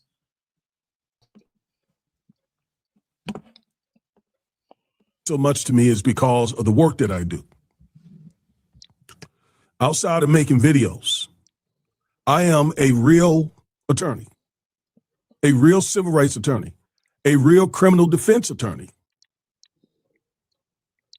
I represent these young men, mostly black young men, from juveniles to adults,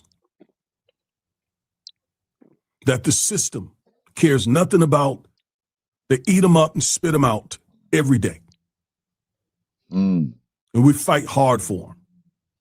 But I'm also a minister. I've preached I do many that too. funerals of young black people. I see this different than most people. And I'm also a child of the 60s. I remember having to go to the back door of restaurants, to the side door of doctor's offices, to segregated schools, and on and on and on. I remember How that in my old was lifetime. he? I remember under Gotta North be Carolina about law, your age, white people Stanley. buying black men out of prison to basically use them as slaves. 60 years old, That all happened in my lifetime. something like that. And I refuse to sit back and let those days happen again. We dismantled Jim Crow in the 60s, and they're trying to take us back. And are getting a lot of help from those within our community. And that's why we're doing everything we can to prevent Black America from losing more ground.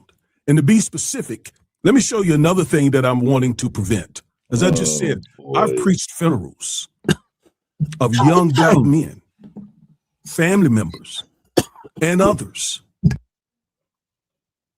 And it's something when you're staring down over the pulpit into the face of a kid who should have never been in that pine box. That's something. That's quite an experience. And yet it increasingly happens in our community. We can never go back to the days, the times, the era where black life meant nothing. We can't. We can't let that happen. So I'm trying to prevent this. I don't want to see any more of these kind of funerals. Young men dying before they reach 20. Yeah, we don't need Others dying before they reach 40. Nor do I want to see this. Young black men facing felony charges. I cannot tell you how many young black men I've represented, my firm and I, in both criminal defense and civil rights cases. And I am so happy to say that in most, He can't be much older than me. And I don't know how he would have experienced any Jim Crow. I am impressed that his undergraduate major was in chemistry. overwhelming majority of our cases, we have prevented young black men like the ones you see on the screen from becoming convicted felons. I cannot tell you how happy I am about that. But doing this kind of work between ministry and practicing law for the last 40 years, it kind of takes something out of you. And you develop a certain level of backbone to fight if you care anything for your community.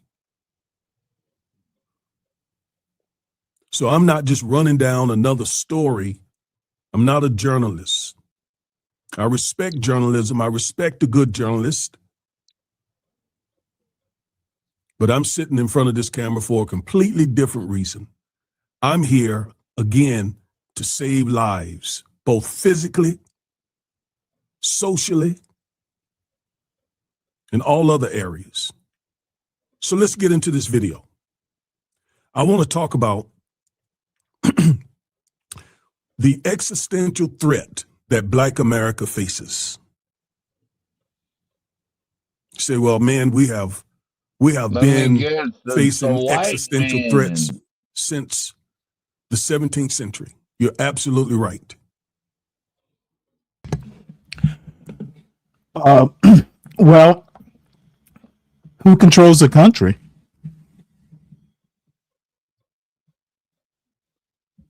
Well, it's a lot of people. Well, I think you could justify saying the white man runs the country. I I hear so many Nick Fuentes is going, uh, basically saying it's a white man's country and they need to protect the white race. So if he said the white man, seems plausible to me.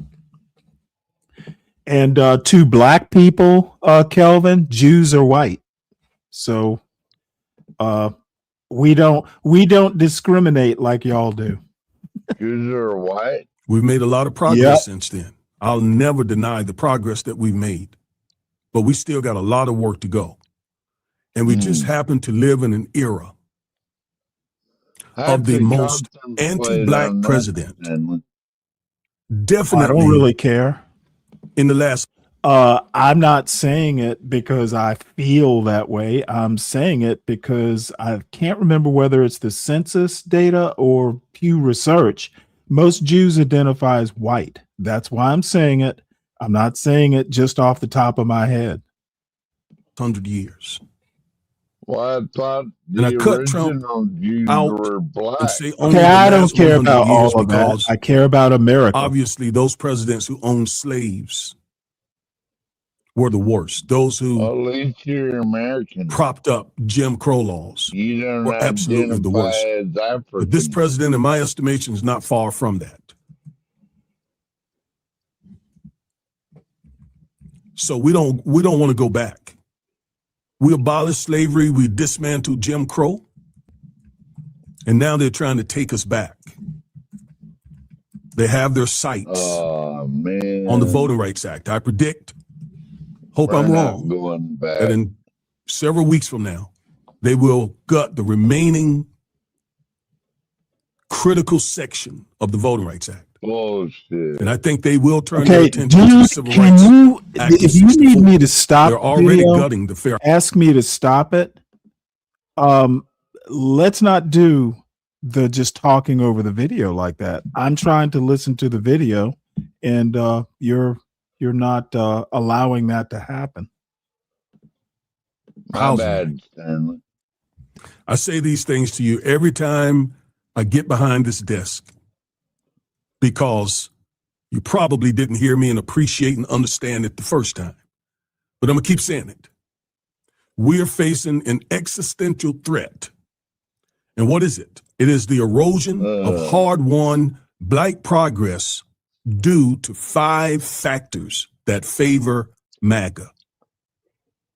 Let me say all that again. We're facing an existential, meaning the threat is in existence now. And the threat arises from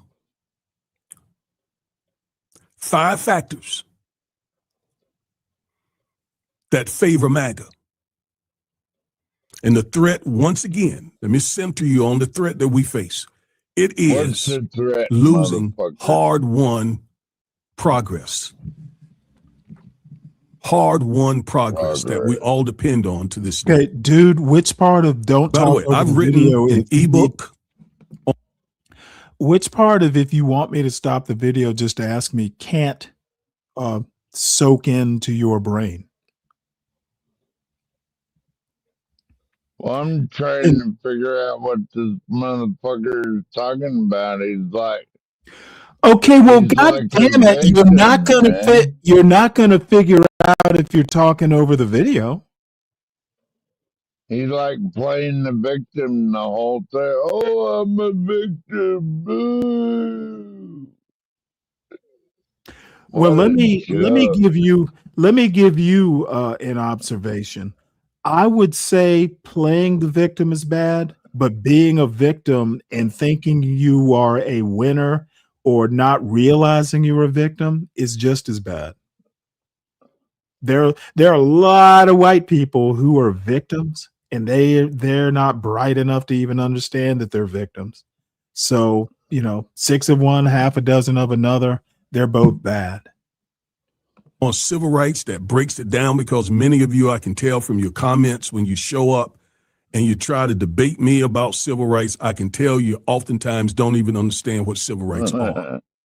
And I get it. You're not an That attorney. part I agree with. You haven't studied it. You're going based on what others have said and what you've read online and so forth. And trust me, it is much more complicated than that.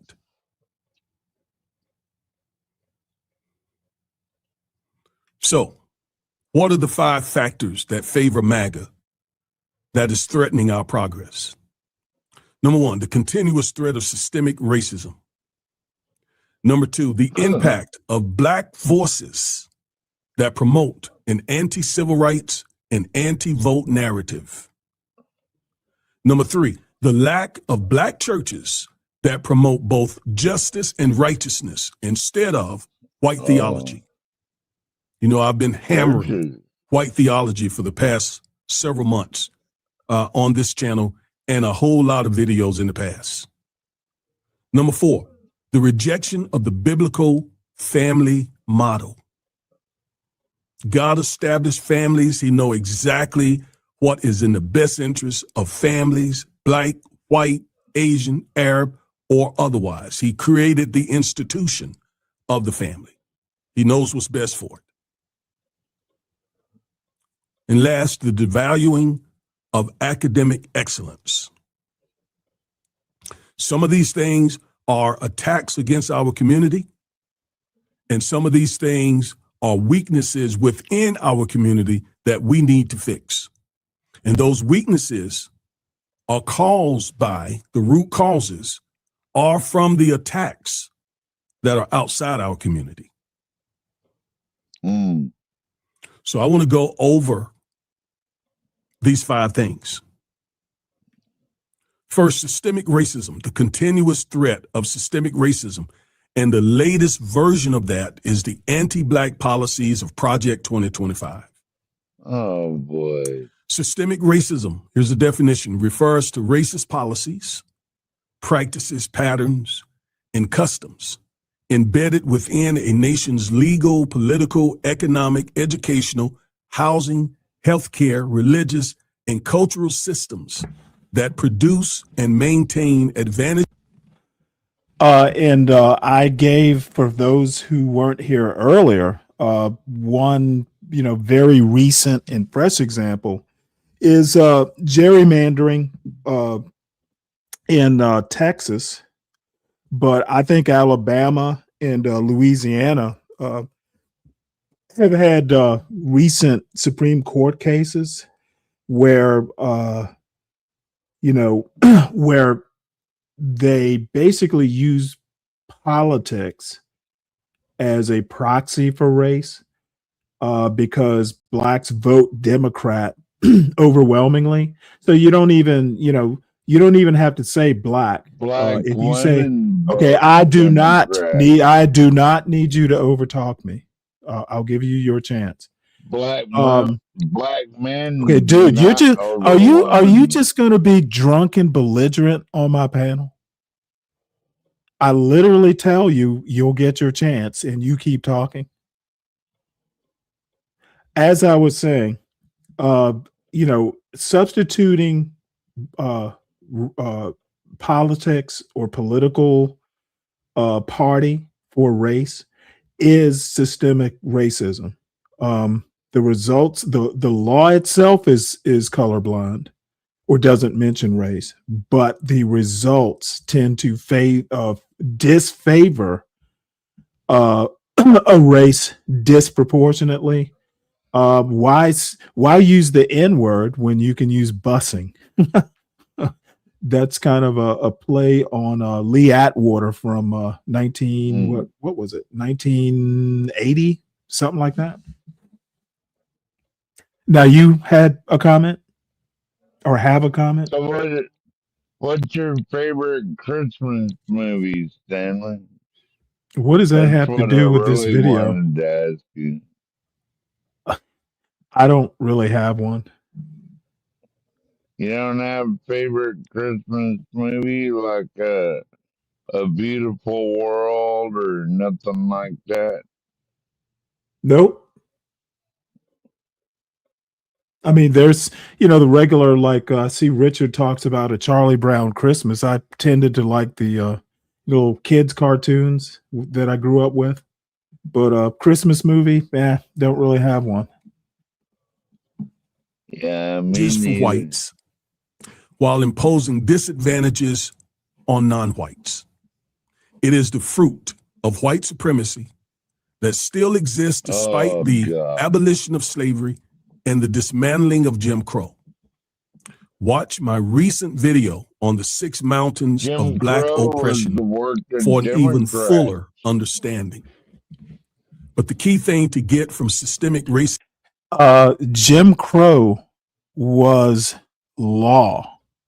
So it's something that happened in America. It just so happens that, you know, people want to blame it on a political party. The problem, Yeah, right. okay, it didn't happen in America. Yeah, Are you Jim saying Crow are you and the saying KKK.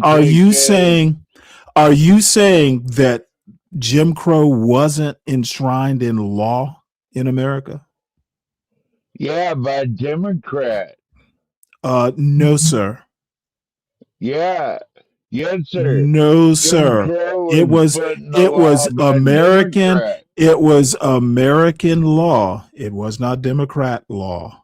Yeah, Okay, it was which you put fail. into Okay, place by you know what? Democrat, You know what? motherfucker. There's no arguing with ignorance. So let's Yeah. get back to the video. So Is that it was is it Republican? very different from individual. Yes. As a matter of fact, Republicans Jim it was Crow in the okay. God law. damn it, dude! Don't ever, dude.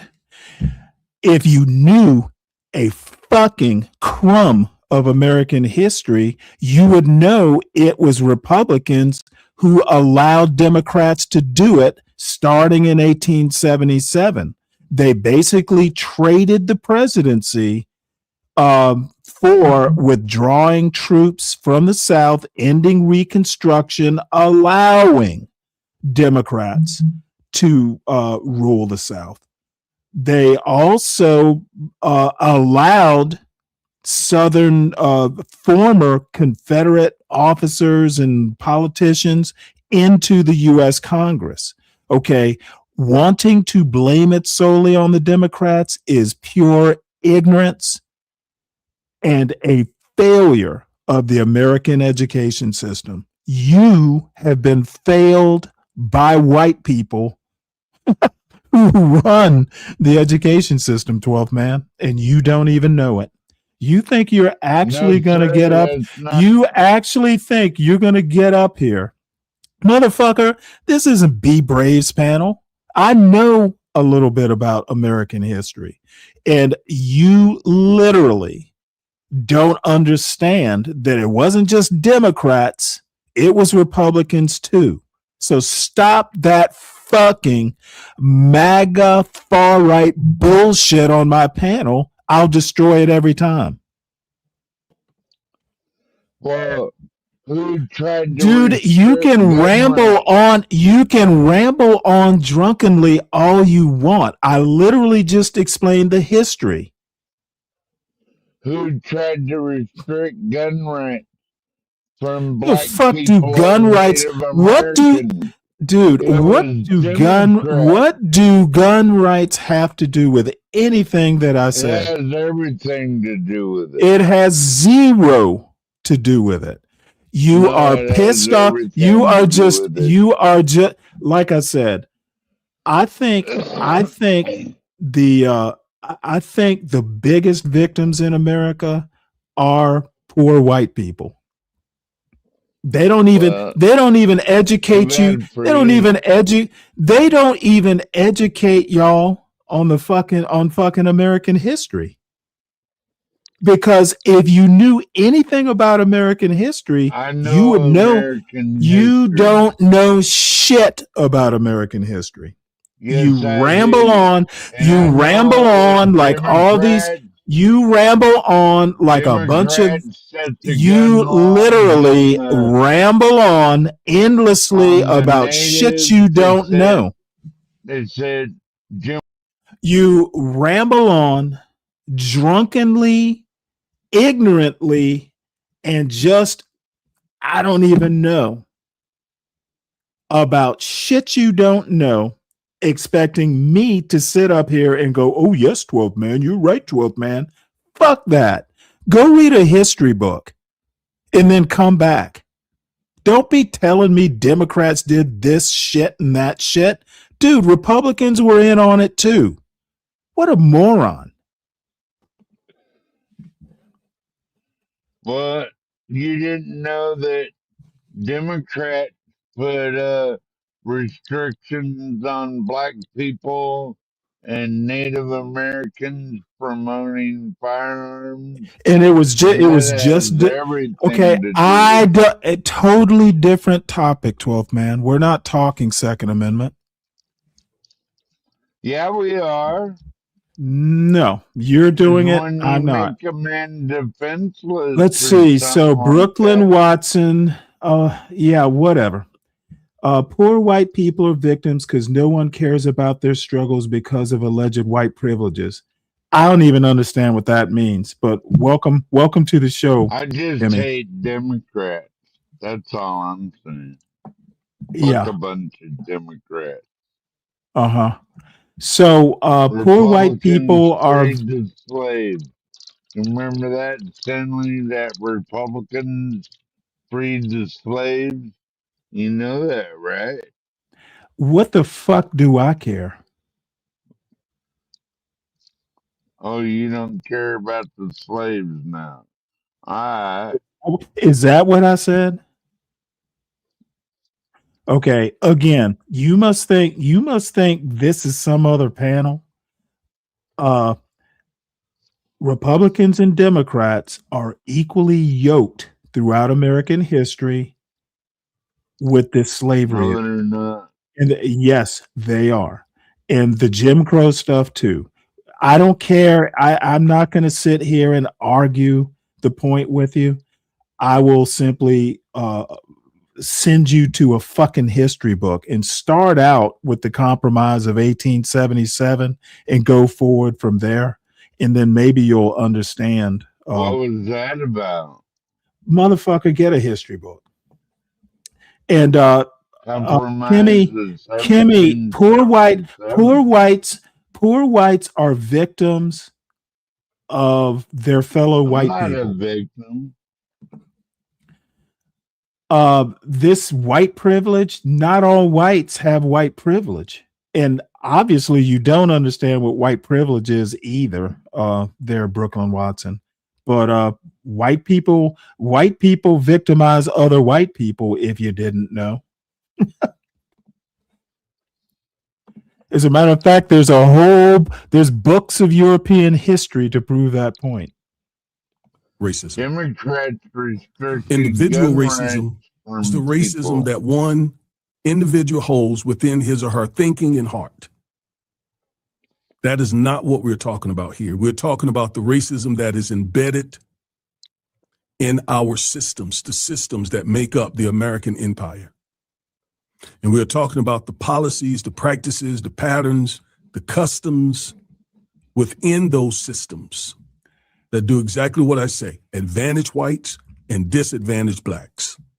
So if you're focused on individual racists, you're going to miss the whole point, the whole boat. No, you need to look at the racism within various systems. And then you'll find the culprit. You will also see how we can, in fact, fight this. It's got to be a systematic approach to dismantling systemic racism, not by focusing on one or so an individual. Well, unless that I'm individual going is to an kind of extremely no. You are not going to dismantle systemic racism without literally starting from the floor up. This is the part that always I never quite understand why a lawyer does not understand that you can't just go back to well, I'll put it to you this way. The attempts to dismantle white supremacy or systemic racism I think Audre Lorde was right. You can't. How does it, Fred? I bet you'll know the quote. It's basically you can't dismantle the master's shed using the master's tools or something of that sort.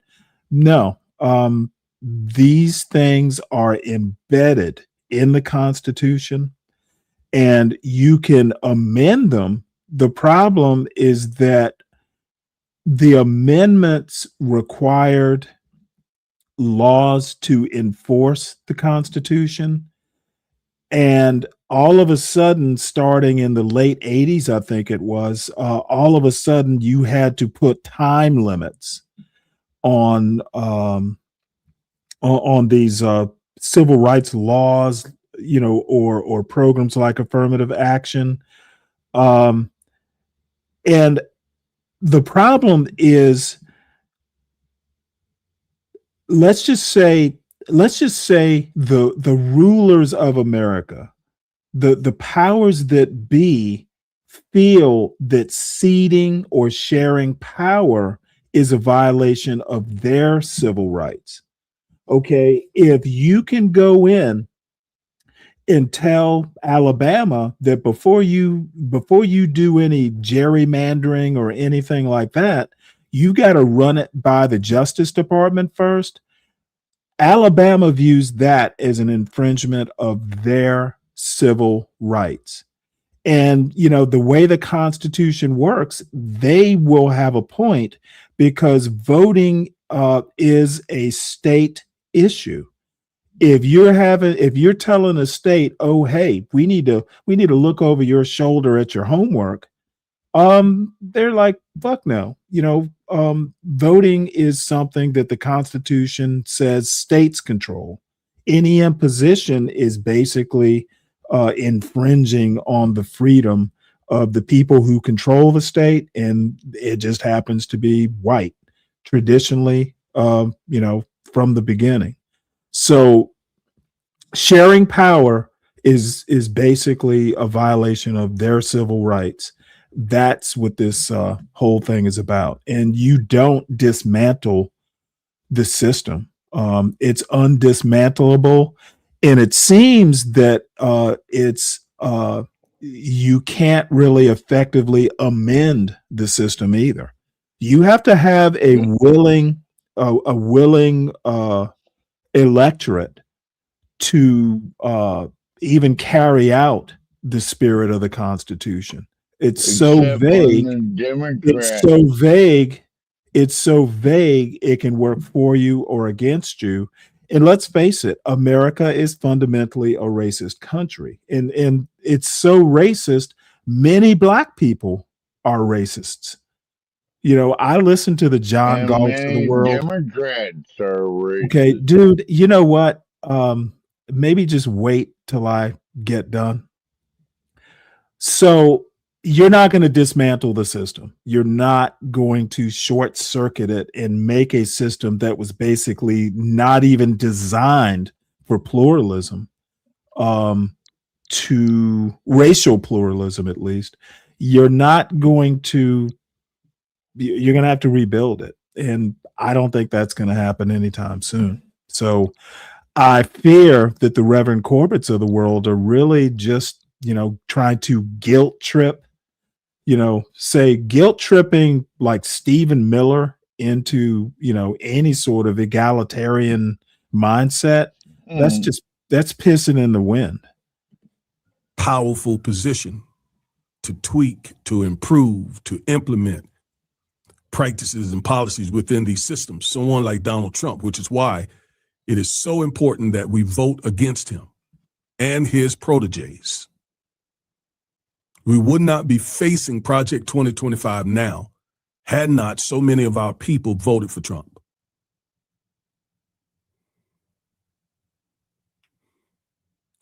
These are the 6 mountains that I identified in a recent video. These mountains each represent a system that is used against us. White theology, in other words, the religious system, science, government, economics, media, healthcare. And when I say white theology, I am not attacking Christianity. I'm not attacking churches. I am attacking how white people have whitewashed Christianity and have used it as a weapon to uphold, to sanctify, to justify white supremacy. And we need more churches. I'll talk about that momentarily. More African American churches that rebut white theology by promoting both justice and righteousness, as the scripture outlines. All right, number two, the impact of Black voices that promote an anti-civil rights and anti-vote narrative. You know exactly what I'm saying. There are voices within our community who tell us civil rights are not important.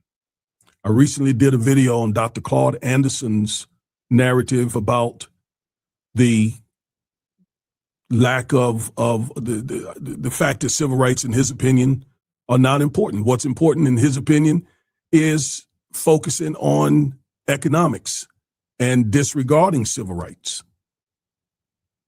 In fact, he alleges that the civil rights movement corrupted civil rights. I addressed all of that in my first video. So what I want to do in this video is I want to respond to some of the reactions, some of the comments some of you made, and show you how wrong you are. And I stand by everything I said regarding my critique of Dr. Anderson with the utmost respect. None of what I say about Dr. Anderson has any personal animus in it at all. I don't know the man. I presume he's a great man. So no, this is not personal. This is not emotional. Some of you have said in your comments, I love Dr. Anderson, therefore you're wrong. See, that person is emotional. That person is not looking at the evidence, the data, the research, nor the results. By not voting or by supporting Trump, the results of that has been disastrous for African Americans. And Dr. Anderson has said many times, has discouraged voting and has dismissed civil rights. Both parts of that, all of that is very bad advice for us African Americans when we live in a country that developed and created systems of racial oppression just for us and continue to do so. So to give up civil rights and to stop voting allows them to implement more and more and more of their systemically racist policies. Now, one of the number one things, if not the number one thing, that these anti-civil rights, anti-vote Black voices do is they cause confusion. They cause confusion in the Black community. And here's how they do it. They do it by dispensing non-fact-based disinformation. Like I've heard some of them say things like voting hasn't done anything for Blacks in the last 80, 90 years. That is a non-fact-based bunch of disinformation. By attacking civil rights laws, leaders, organizations in the movement, they are fond of attacking the laws, the civil rights laws, the leaders, the organizations like the NAACP. The NAACP, according to them, is not doing anything. When the truth of the matter is, all these voting rights cases that are in front of SCOTUS right now and other civil rights cases on behalf of Black people, you know who bring those cases? The NAACP. The most recent case regarding Section 2 of the Voting Rights Act that was argued in front of SCOTUS by Janae Nelson, who is over the NAACP Legal Defense Fund. Yet these voices that I'm talking about will get on YouTube and say the NAACP is doing nothing for Black people. By dismissing voting, as I just said, you have folks in our community who tell us that voting is not important, that we need to move on from voting. We need to move on from civil rights. Nothing could be more. Well, I think he's missing what they mean, which is basically there are no tangibles. I hear that word tossed about quite a bit. Black people in America are typically American in that, they want instant gratification. So he seems to miss that point, or he's not addressing it. Absurd than that. That's abhorrent to tell African American people to not vote and to disregard civil rights. And I'm going to show you here. I'm going to give you, I always bring receipts. And so the result of this anti-civil rights, anti-Black narrative are these. Well, it helped elect 2 Trump administrations. It helped Trump to appoint far-right justices and judges. It helped implement the anti-Black policies of Project 2025. It helped increase Black unemployment. We don't know what it is. The last numbers we got, it was like 7.5. When Trump took office, it was in the 5s. We don't know what it is now because we did not get October's numbers, and we've been told we probably won't get them. Maybe even November as well. But when there is turmoil and chaos and the economy is doing poorly, it hits us first. Helped stop the enforcement of civil rights laws for Blacks and so much more. By the way, speaking of that, I mentioned it a couple times this week. Black unemployment is higher than any other demographic, at least as of a few months ago. So the economic point that he's making, at least for me, is duly noted. He's right. By creating the confusion about voting, creating the confusion about civil rights laws. And so then our people are misinformed, disinformed, misled. Many of them are now not voting. Well, he also fails to note many of the people that are spreading the misinformation are our people. I quote, our people. It's Black leaders or people who, have influence that are spreading this. Can't blame that on the white people. Or not fighting to protect and preserve civil rights laws, the progress that we've made, simply because of the confusion. And again, I know I can't change this overnight. So I will take my time and continue to do this work.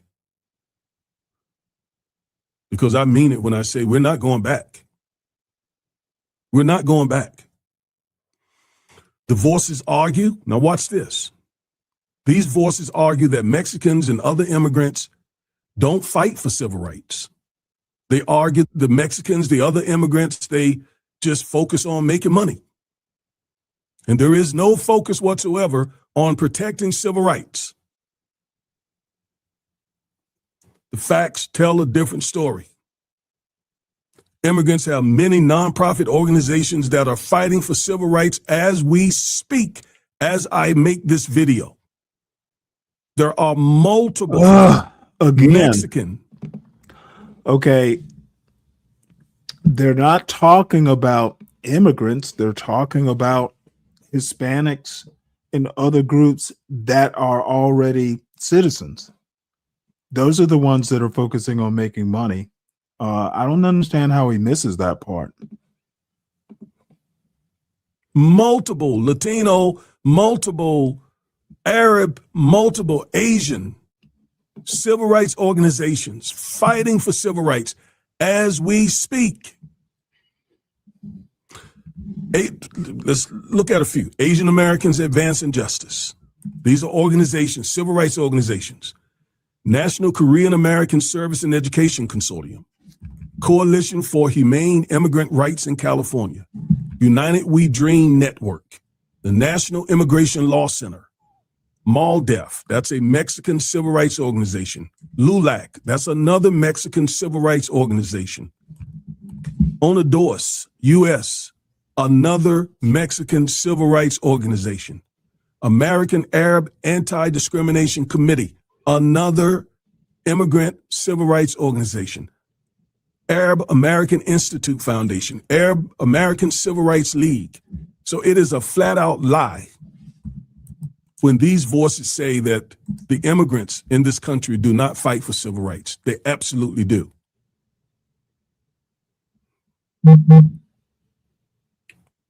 Here's one commenter. This commenter, in response to my last Claude Anderson video, said, "Civil rights laws are dead. Please, let's move on." I could not think of a more ridiculous comment for anyone to make. It is the height of being uninformed. And it's also really, really, really lazy when just a simple Google search would reveal and show otherwise. And here's proof. Byron Allen, a very successful Black businessman who owns TV networks, sued McDonald's using civil rights laws. One in particular. It was a $10 billion lawsuit. And he won. He won.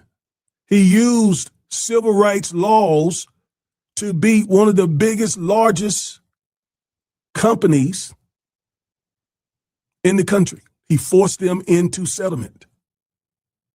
We don't know the details of the settlement. When we settle cases, quite often the details of the settlement are confidential. So we don't know the details, but he forced them into settlement. McDonald's settles Byron Allen's $10 billion lawsuit over ads for Black-owned media. And this is not just to lace Byron Allen's pockets. This is about the African-American community receiving fair treatment for Black-owned media networks. A very important topic. This is dated June 13th, 2025. Here is the front page of the complaint. Notice over on, let me see if I can show you. I don't make these videos just to be making them. If you look at that side of the complaint, you see that it says complaint for racial discrimination in contracting in violation of 42 USC section 1981. That is a federal statute that came from the very first civil rights law ever enacted in this country, the Civil Rights Act of 1866. So when this commenter says civil rights laws are dead, let's move on, I hope that was a troll. I hope that that was not someone who's being serious. That is an unserious comment. But that is coming, again, from Black voices all over YouTube, telling Black people this stuff. It is sad, to be honest with you. Now here's some of the wording. This is a civil rights, look at the yellow there, the highlighted. This is a civil rights lawsuit brought by African-American owned media companies against McDonald's Corporation for racial discrimination in violation of the Civil Rights Act of 1866, codified at 42 USC section 1981 in the California similar civil rights statute. And what Section 19, I covered all of this in the recent video on Dr. Anderson. Section 1981 in particular broadly prohibits racial discrimination in contracting. It specifically says that these companies cannot refuse to contract with African Americans. And contracting is real important because if you're trying to build wealth, you're going to have to contract with companies. You're going to have to contract, for example, with a broker if you're investing. You're going to have to contract with a mortgage company if you're trying to buy a house. You're going to have to contract with an appraiser who is appraising the house you want to buy, the one you're trying to sell, on and on and on and on. And if they do that, right, if they do that, it is in violation of civil rights law. So how in the world can somebody say with a straight face on the YouTube channel of a civil rights lawyer that civil rights are dead?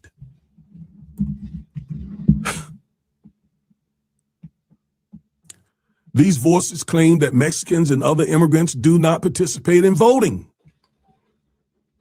That's some of the stuff that was said on the channel under the Claude Anderson video.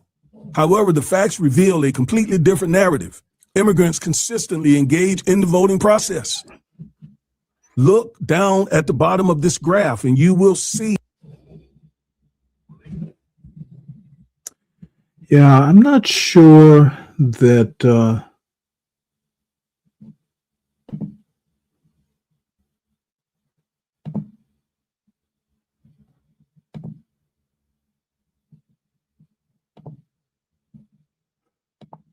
skip ahead a little bit.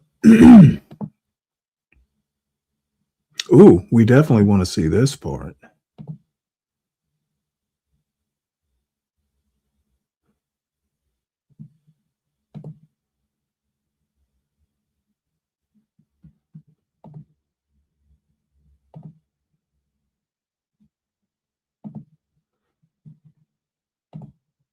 Yeah, I want to hear what he has to say about wealth gaps.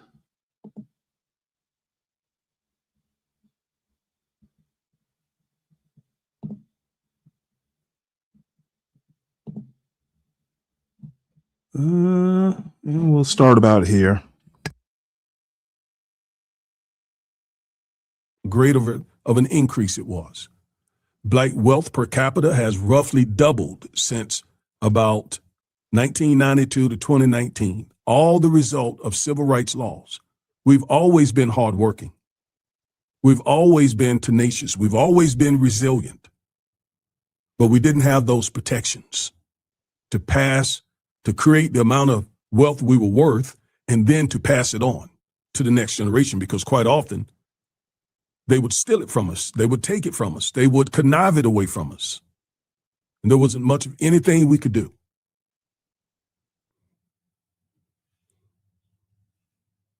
Also, Robert Margot estimates that Black income per capita was about $1,500 in 1870. Inflation adjusted to $2,024 and $2,400 in 1900. Margot says that these data should be comparable to the Census CPS historical income tables, and the 2022 estimate from this series is $31,180 for Blacks.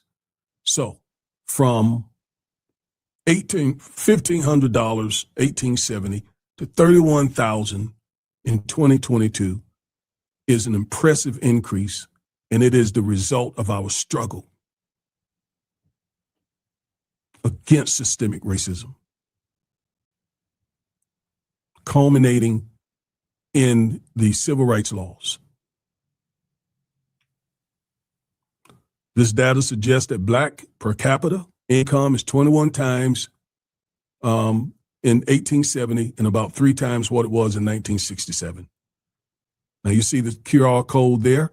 Take your phone, scan that code, and you can find the information that I just cited you. Go ahead and do it before I move on.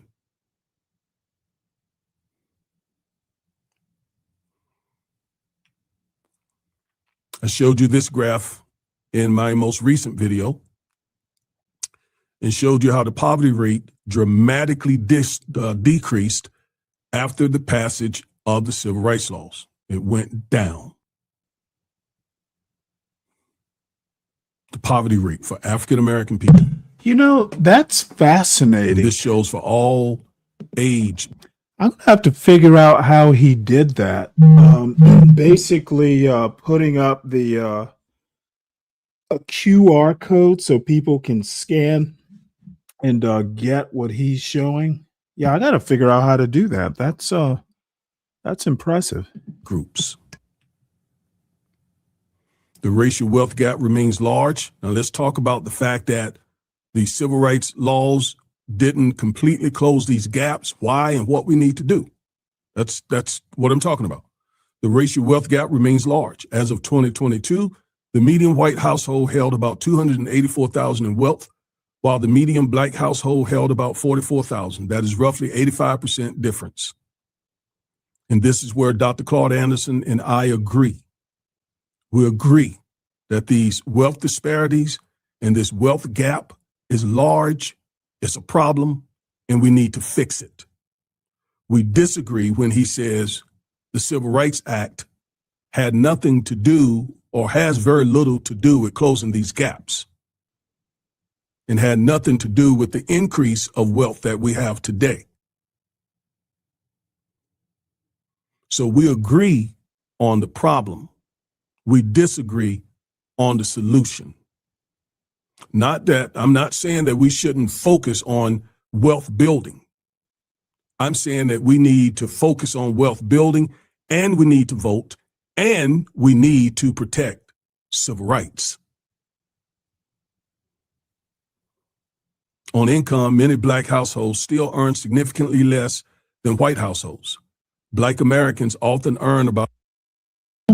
I don't know. I just think that people have been saying this for probably 50 years or so.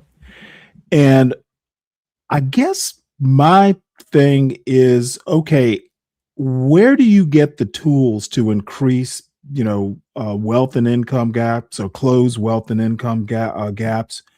How do you make people or train people to take voting more seriously and, paying attention to, what's going on in Washington? In my opinion, we are not talking about parenting. Now, he will get to building families, and I think I'm going to skip ahead to that because I'm kind of curious where he goes with it. But all this stems from the basics, family, parenting, and education. So many good things come from those two basic things. I just think that we are taking a top-down, we're doing top-down solution planning or whatever, instead of going back to the basics. This, to me, is a little bit of cart before the horse. So looks like he's going to talk a little bit about CRT here. Weaponry. We're going to get beat every time. So we don't throw away civil rights in voting because we still have these gaps. No. Well, the problem. Here's what I suggest. This is an interesting point here. Better politicians.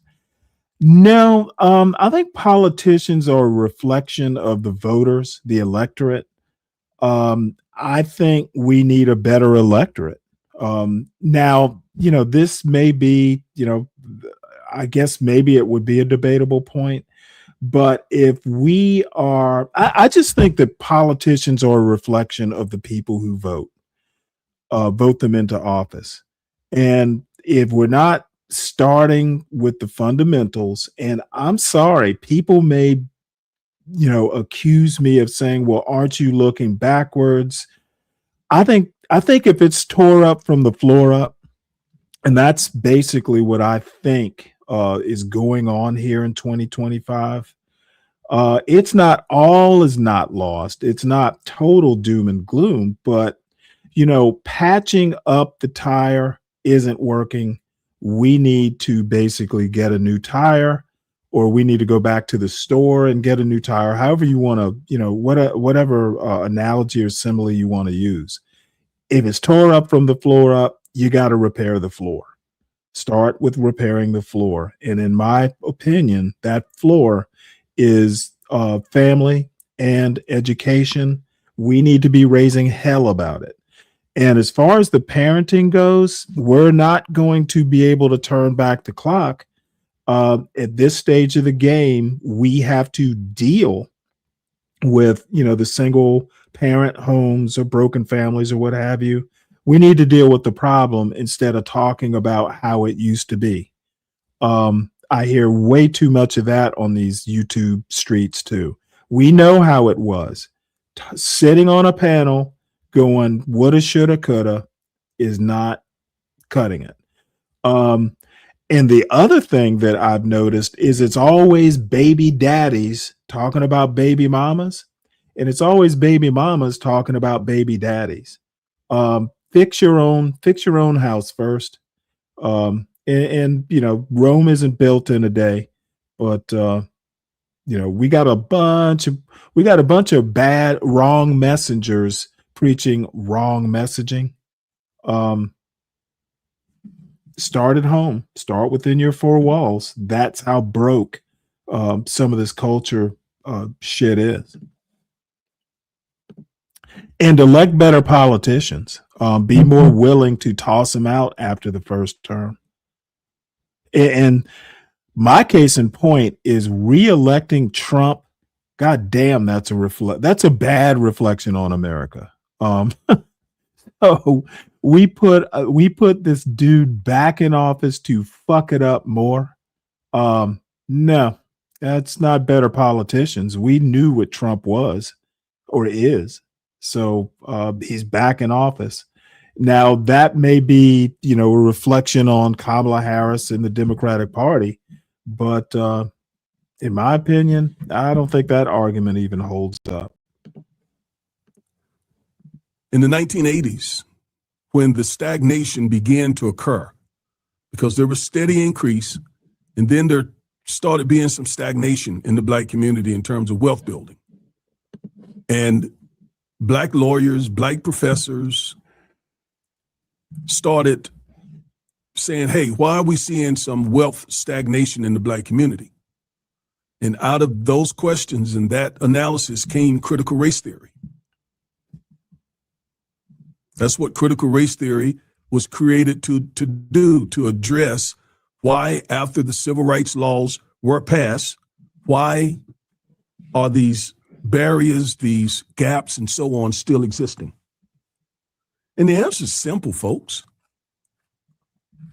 Our enemies, they didn't stop fighting just because we got civil rights laws passed. They fought us to prevent them from passing.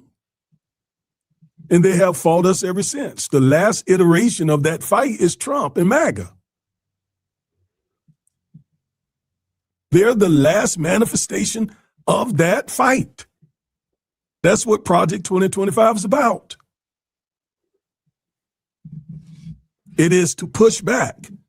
First, everything that happened around the George Floyd lynching to try to improve police brutality numbers and so forth. And that's when DEI came about.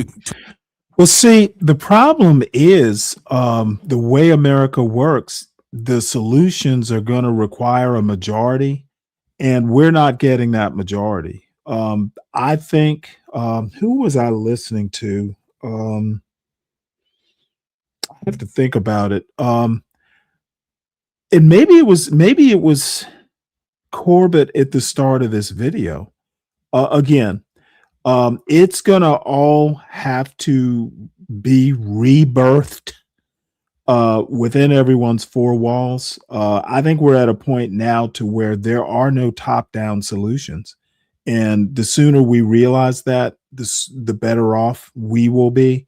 And I'm not even talking just about the Black community, in quotation marks.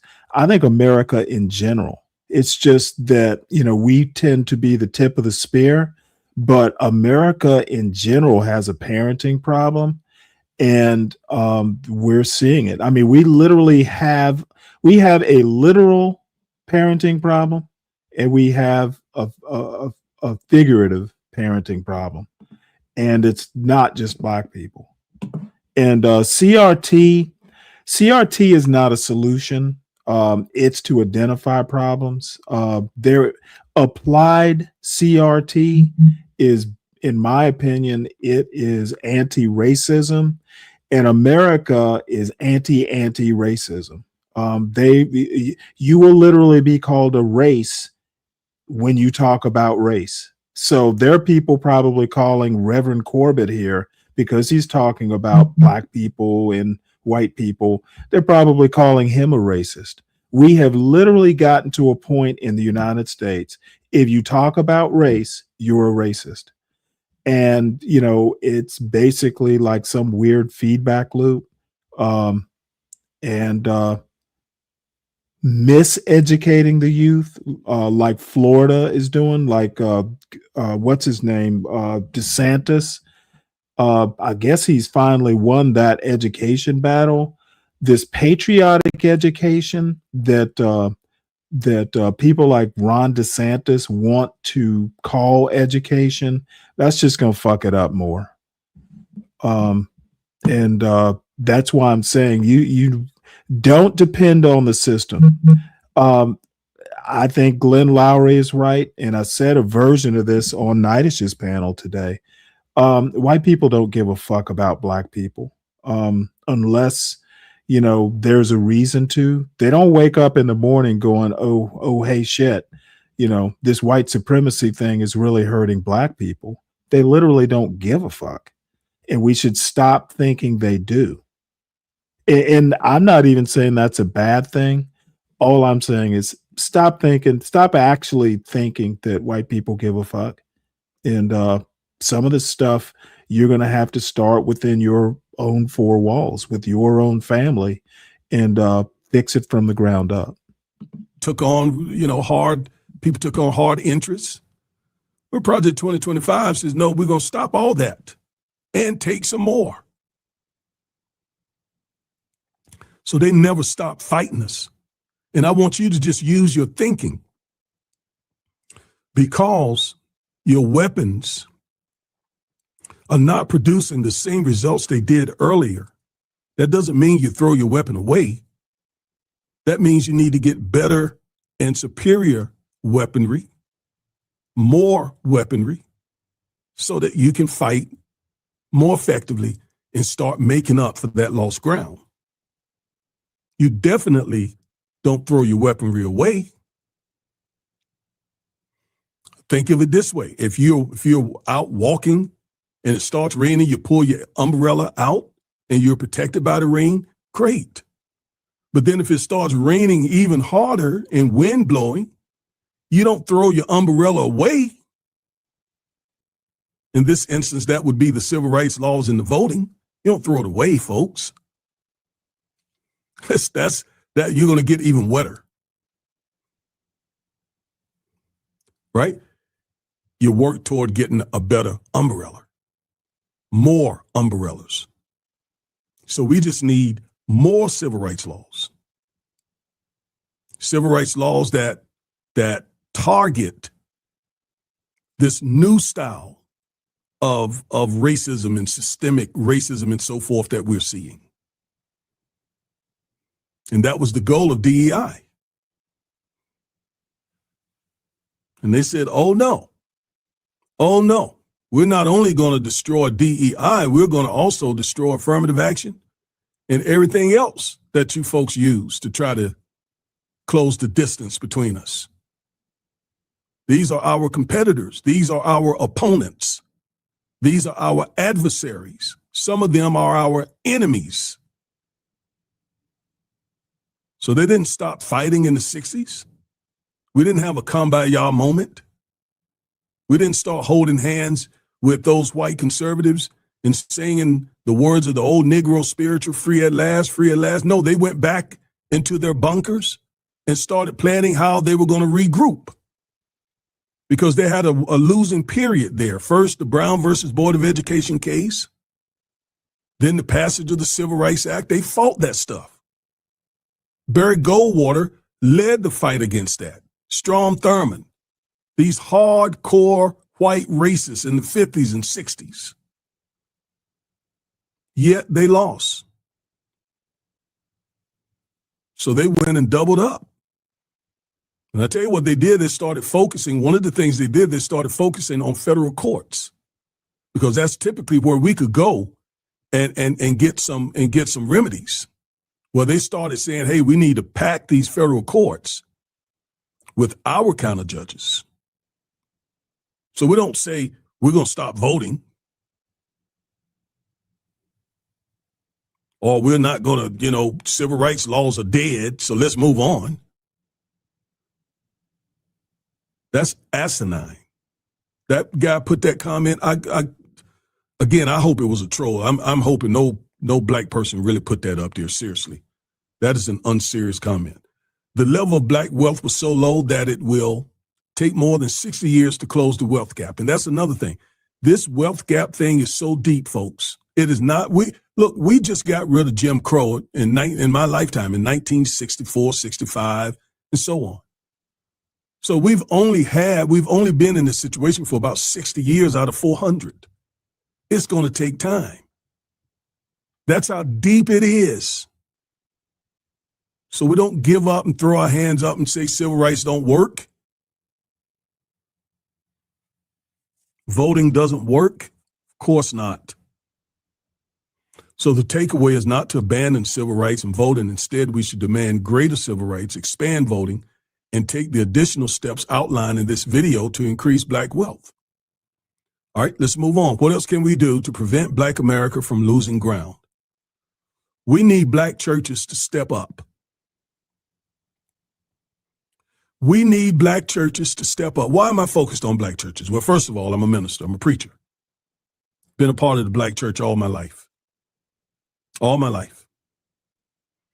And I know how important the black church is to our community, as the white church is to MAGA, as the temple is and synagogues are to the Jewish people. In other cultures, the same. So the black church is one of the major institutions in our community. The only other institution that's more important is the family. And then the church. But they got to do better. Because black churches, unfortunately, have been fed white theology. And white theology does not promote what the Bible promotes, which is justice, racial justice, equity, fairness, and righteousness. And we need both in our community.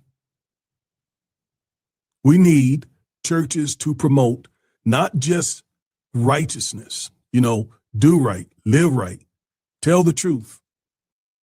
I want to make one point. I think it was on Nidish's channel, and somehow or another, it was Truth started talking about the Bible and that sort of thing. And somebody just randomly in Nidish's chat goes, Jesus was white.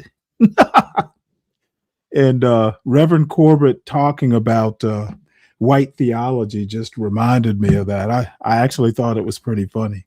What's up, Dave? Not much. How you doing, Stan? Oh, not too bad. Is Corbett a racist? Why do you think Corbett's a racist? I mean, if you have to, you ever heard the saying "fight fire with fire"? Yeah, that's basically anti-racism. Yeah, You have that's to be a racist to fight a racist, right? I don't believe that. Well, anyway, he sounds pretty racist. If I had blindfold How does he on sound racist? You literally are blowing my mind with he sounds racist. because he's What making is it he about race. what has he said? What has he said that was anti-white? Well, I'm actually using your logic to define why I came to that No, point. you're not using my logic, because if you were, I would understand what you're saying. Okay, so you said guys like John Galt, B. Brave, they spend all day making it about race. Is he not? No, I don't know that he spends all day doing it. This is literally about civil rights. So what else would civil rights be about, given American history? Well, I don't know. I don't know. You guys like labeled I mean, groups he's of literally white a civil people as rights. the enemy. He's literally a civil rights lawyer. I don't know. It's almost, Well, and even what then his I think, civil? No, help me out here. You're saying he's a racist, and well, he's yeah, talking about he does civil sound like a law. racist. I mean, that's just How how I does see he it. You sound just don't like see a? it. See, this is what I don't understand. Apparently, in this far right MAGA world, people have been convinced that being truthful about race in America makes you a racist. If you talk about race, you're a racist, and that's some bullshit. Okay, so John's talking about races that make him a racist. Well, John is anti-black.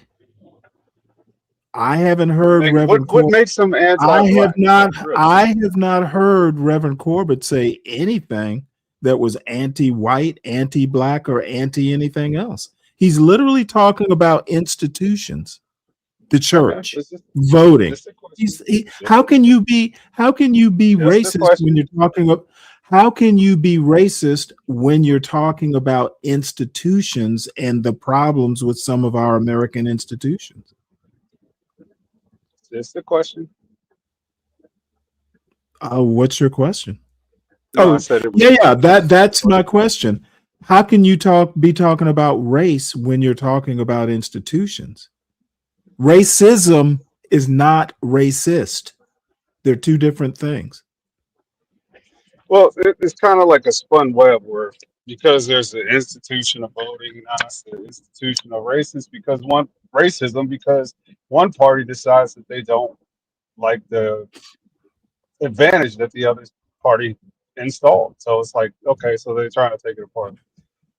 I don't Well, know. one party is able to use the other party as a proxy for race. One of the drawbacks of Black Americans voting overwhelmingly Democrat is it's easy for MAGA politicians to go, we're not talking about blacks, we're talking about politics, we're talking about party. So And therefore, you made it about race. just so happens in the South that places like Alabama and Louisiana was in court a few weeks ago. Just so happens that these overwhelmingly black districts are overwhelmingly Democrat, and you just do a bait and switch. And everybody knows what's happening, but colorblind law allows for you to do that bait and switch. It allows you to say, oh, hey, we didn't even mention race, and get away with it. We all know what's really happening, but the Constitution allows for it. No, some of us think we know. But that No, if we I didn't know. vote like a block, if we See, didn't vote like dude, a block of fucking some of us it wouldn't seem live in so the personal. United States. No, Some if of us we live didn't vote like a some of block us of live sheep, it in the wouldn't seem so United personal. States. That's the point. Some of us live in the South, and some of us know what's going on. Some of us know, to use a colloquialism, some of us know what time it is. So when the hand of daddy government gets reeled back, it's a personal attack. Okay, what's this daddy government bullshit you're talking about? Who's talking Oh, about the he's government? pretty much he's bitching because Okay, do you understand the nature of our American republic? Okay, a republic is a democracy where institutions basically the people kind of interact with institutions. That's the main difference between a republic and a direct democracy. So, and it so happens that institutions outlive actual people by centuries sometimes. yeah, and So it just so happens that everybody stands on the he's same voting block. criticizing Therefore, institutions Stanley that be were pointing set the up face. at the very beginning when there was no input by any other people than elite white males. Okay, that's where the system, that's who the system was designed to serve and administrate, etc. And we have spent the centuries trying to use that basic framework by adding rooms to it. You know, it's kind of like a structure you're adding additional space to. And, you know, it's better to build the building, you know, with all the rooms you're going to need and all the facilities and amenities rather on a than big add them foundation, right? on. In addition to a structure is never going to be as good as a structure that was built, you know, in one piece with everything you needed in the first place. And that's what we're running into now. So he's making a structural argument, not a race argument per se. Right. And sometimes it just changes. Things have changed since then and now, and everybody's talking the same What language. exactly We're has not moving. changed? Like What it's exactly not has changed? it's not the same levels of racism as it was back then. We don't have the Okay, same he's issues, and we talking, could do he's damn near anything talking, he's talking structures, and you're talking individuals. as individuals contributing to the structure. Or no. Let me take No, that back. it does not work Let that me way. take The that back. structures were set up in the Constitution, and then you've got the legal system, which can kind of add rooms to the basic structure. People interact with systems, but they aren't the system per se. He just So, sounds so much say like a slave in his family, and he's holding on to like a something what? that's not even necessary to hold on to anymore. Okay, wait, hold it. I sound like a what? No, poor. Well, I don't think he has the best argument, but No, I don't think he's making the racial argument you're accusing him of. He's talking about the shortcomings of structures. And if the structures are not benefiting Black people, I don't think it's racist to point it out. it's not, but it is victim. He is being a victim. He's No, choosing. well, the funny thing is he's advocating for Black people, but you don't think white people are victims of these structures either, especially if you're poor. He's Sure, just but he's talking about Black people. He could just as easily make some of these arguments for poor white people. Man. What's up, TMKC? Hi, Stanley. Hi, other person on the panel. Oh, it's Deacon Dave. He's more than a person. Well, I didn't know his name. You've never talked to I'm just Deacon up Dave? here as No. bait. That's all. He's in Nidus's chat a lot. Oh, I don't think he really likes me too much, but it's okay. I don't like him either. Really? Just 'cause- Is that true, Deacon Dave? I don't know what you're talking about. he makes me Like ask. everybody. He makes me ask him questions like 3 and 4 times, and he don't pay attention. Did that happen? I apologize. Blame it on my mind, not my heart. Okay. Ooh, Cynthia G has a video called "Are Men Incapable of Evolving?" We're definitely going to have a look at that one. Well, Reverend Corbett is a great example of that. I'm not sure I disagree with you totally. I think he's making a 1970s argument in 2025. I don't think he's That just totally summed off. up what I was pretty much trying to say. I know Oh well, I have a hard time leave it to articulating me. Leave it to me to sum it up for you then. However, I don't think he's totally off base either. Jesus, it's almost like basically arguing for the obsolete framework. Well, I think basically I'm more, hey, you know what? It's tore up from the floor up. Stop getting on a video talking about what we got to do.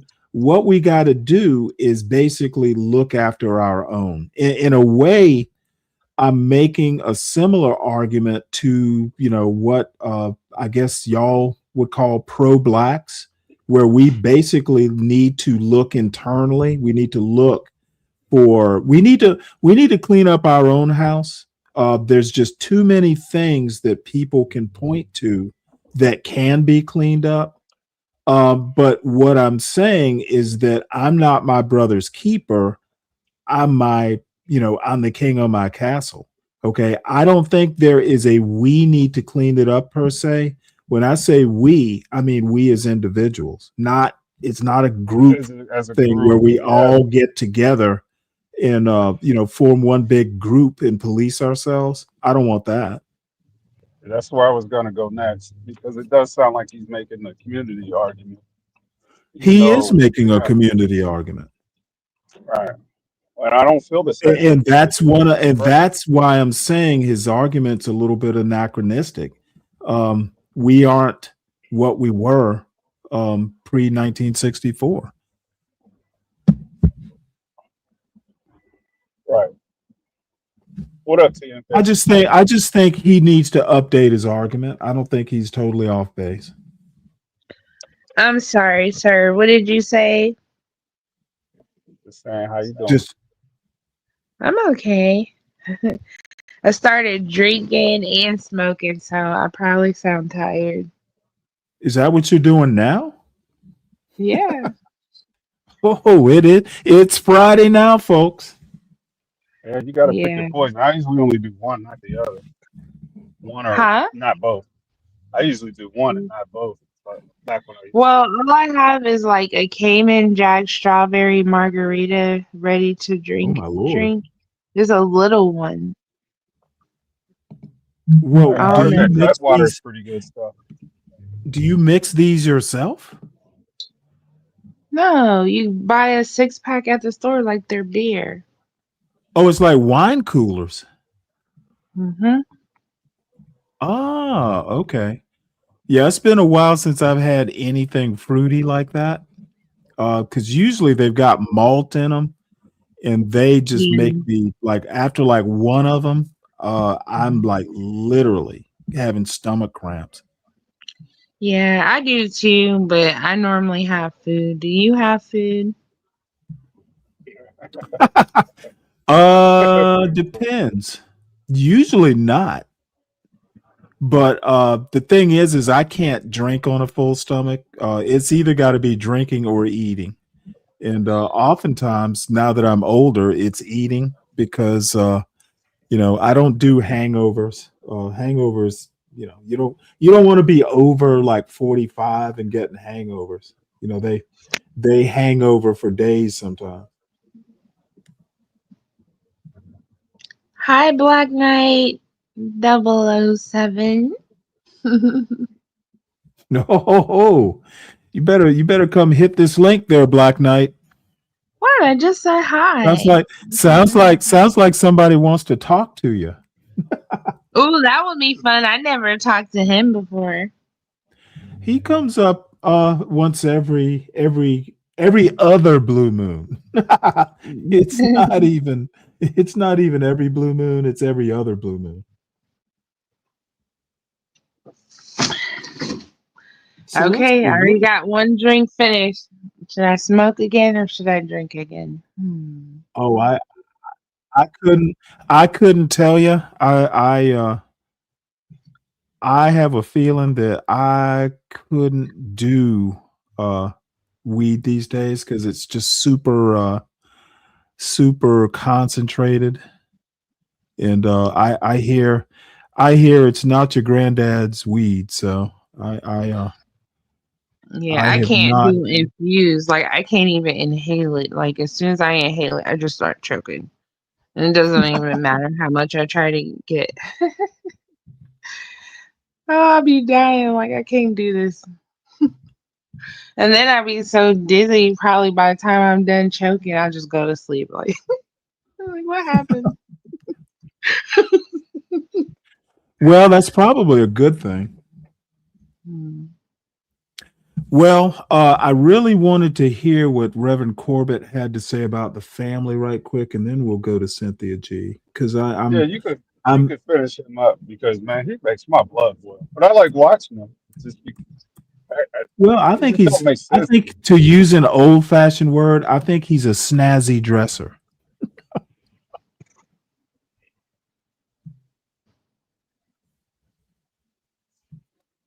Oops, I'm sorry. I need to switch. The traditional biblical family model has really hurt our community. Now, it hasn't always been that way. I talked about in a previous video that the majority of Black families during the 30s and the 40s and the 50s, the 20s were married two-parent families. And then in the 60s, the bottom dropped. And then it seems almost overnight, most Black families had one single parent who was head of household, and most often it was a woman. I want to ask See, him why would this he is think that I would is? literally trash him on this point. That is fucking just bullshit. There's no way to prove it. And there are so many bad points in that argument, and it's the same point that a lot of the Thomas Sowell brothers want to make also. Unprovable. Why not just ask him why does he think that is? He says shit that he Well, doesn't want to address. well, he's not. Look, the point is they started measuring marriage differently after 1950, and I can't remember what the change was, but it was more verifiable. Before that, they just asked some random person, like, "Are you married?" And they literally measured it, man and woman. X amount of women we talked to said they were married. X amount of men said they were married. That's how they were measuring it. They weren't like verifying that, there were actual couples. And then the other thing is that I would buy the argument that there was a rush to get married after slavery. And there was, because during slavery, marriages between slaves were not legal. They were just kind of blessed by the massa, and that would be that. They could be broken up. Uncle Tom's Cabin, is the famous literature version of that.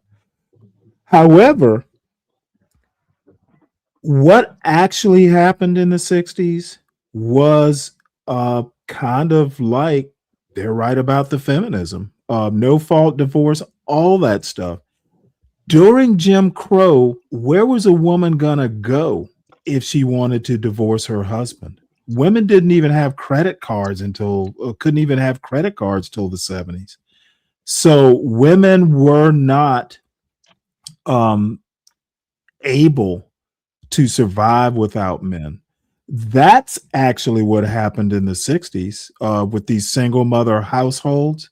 They were suddenly able to, basically subsist or survive without being beholden, married, whatever the relationship would be. And during Jim Crow, there was nowhere for a woman to go. Of course, the family was going to remain intact. It really couldn't be broken up safely. And, I don't have the statistics, but I basically don't trust the statistics that they kept during Jim Crow. What would compel them to keep really accurate numbers on the Black community? I can't think of one.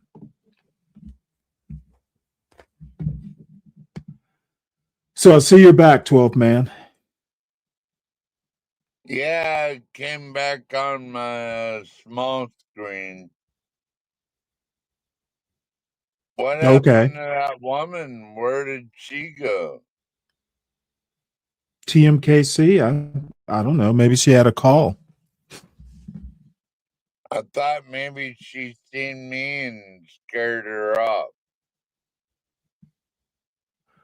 No, she hasn't interacted with you enough to know that you know that she should run away. Oh, wow.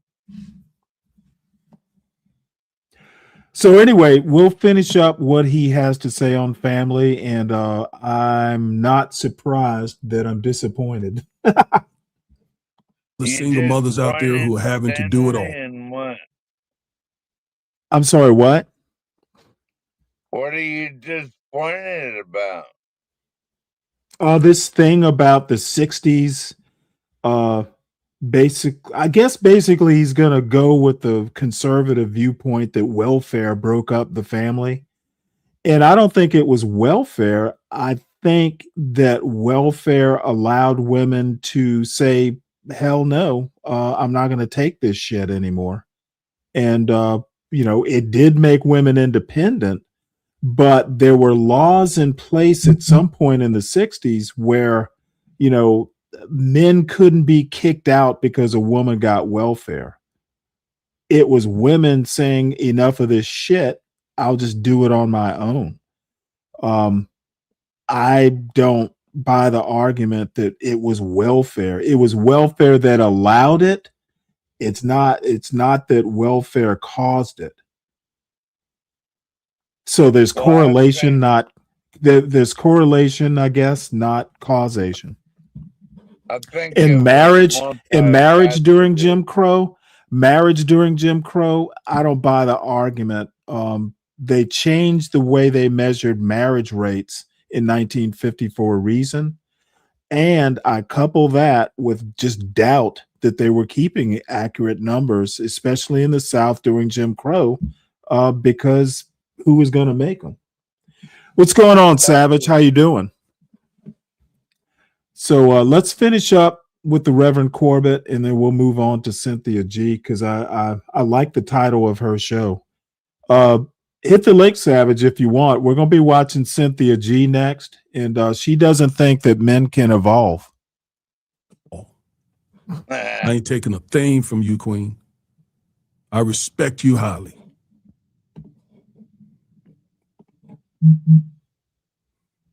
Ain't taking a thing from you. And I'm not condemning the brothers either. I'm saying, brothers, if you got children, do what we know to do. Go be in their lives. I'm also saying to you younger folks who are just starting out in your life, until you're ready to get married and raise a family, abstain from sex. I know how hard that is. Trust me, I've been your age. And I didn't do it right. Oh, there we go. As a young person. Not until I became a committed follower of Christ. And got married. No one is perfect at this. No one except Christ. But we have to promote the biblical family model, which consists of sounds like what? A husband/father. That church you're gonna go to, right? What church would that be? Well, the church of this guy. Whatever the fuck his name is again. And a wife/mother, both combining their resources, physical, financial, etc., for the benefit and well-being, welfare of the children. Okay, am Our I going to children have do to much just put you in the back God's so I can watch biblical this? family model. Or do you need me to stop if you get it? mad hearing that, you just get mad. I'm sorry, I can't help you. But I think the great Yahweh, Creator God, knows a lot more about what it takes to raise productive, successful children and live productive and successful lives than anyone else. Well, this is actually, barring the statistical argument he's trying to push. This is, basically what I'm saying. It's broken to a point, and I don't just mean quote Black culture. I mean American culture. I don't think any demographic is doing a good job of parenting right now. So you're not going to get a group consensus on the best way to raise kids. So I think, the best thing you can do is make sure your kids are doing it, at least as close to the right way as they can. And that's that. Pray for the best.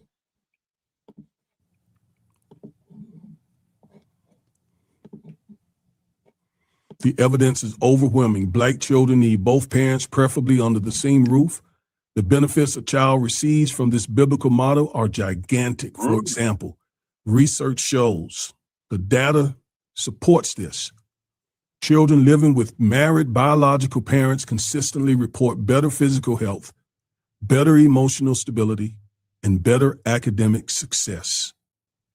Children from two-parent households are more likely to avoid poverty and material hardship because two-parent families pool more economic resources, lowering financial stress and giving children access to more stable environments. Studies link absent or minimal father involvement to increased risk of behavioral health problems, substance use, anxiety, depression, and externalizing behaviors for children raised by single mothers. Children from stable two-parent families are more likely to finish high school, attend college, and achieve higher socioeconomic status as adults. Now, let me just say this, that the racism, the systemic racism is so deep in this country. The white supremacy is so deep in this country that Black families can do all of these things, have this model family and so on, and still experience the results of systemic racism. But the data shows, I just read it to you, the chances are much greater for children coming from this type of family. But again, it doesn't mean all What's up, children from Mike? single-parent mother homes are going to fail, nor all children from two-parent homes, mother, father, are going to succeed. It doesn't mean that. But the numbers does show that the majority of children coming from two-parent families have a better chance and oftentimes do have better results. Amen. I love this guy. And vice versa. And so if you want to talk about why, for example, Asians are able to build wealth, one of the significant reasons for that, let me tell you, probably the primary reason is a lot of them come over here on H-1B visas. So they come over here highly educated and skilled to take over those good jobs. That's one very important reason. But the other important reason is they have strong families. And why do they have strong families? Because they were not enslaved for almost 300 years.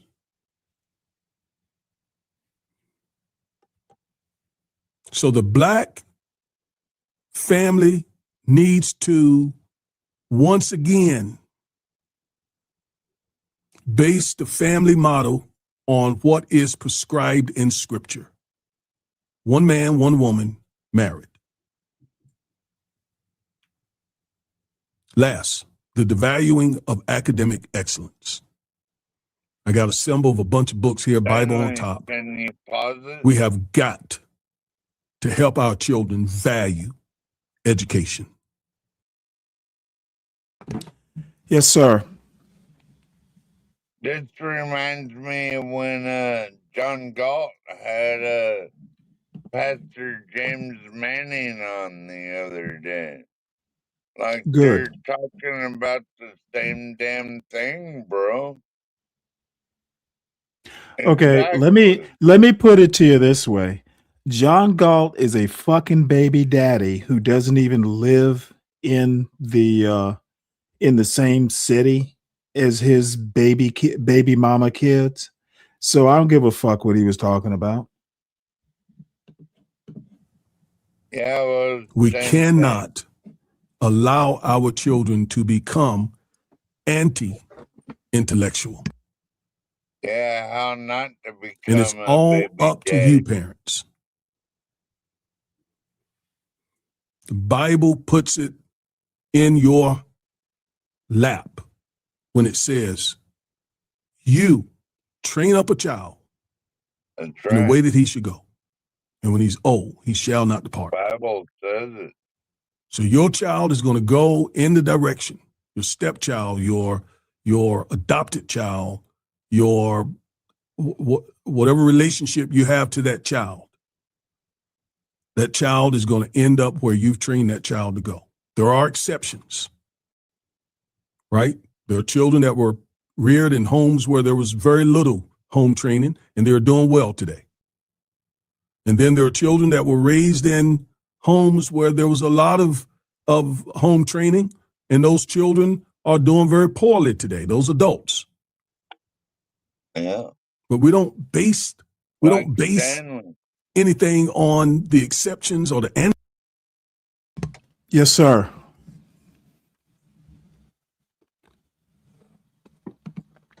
Boy, he's talking about poorly educated adults, and I just thought I'd mention your name. Okay. Anecdotes. We look at the majority. There are always going to be those exceptions. Always. Our children in school, I wrote about this. You know, I actually wonder about the value of posting these statistics. Black students are 3.6 times more likely to receive out-of-school suspensions. Black students are about 2.9 times more likely to face school-based arrest. A national survey found 23% of Black students reported unfair discipline versus 18% of white students. Unfair. Well, number one, why are we taking the word of students over what's fair and what's unfair? Most kids have no idea.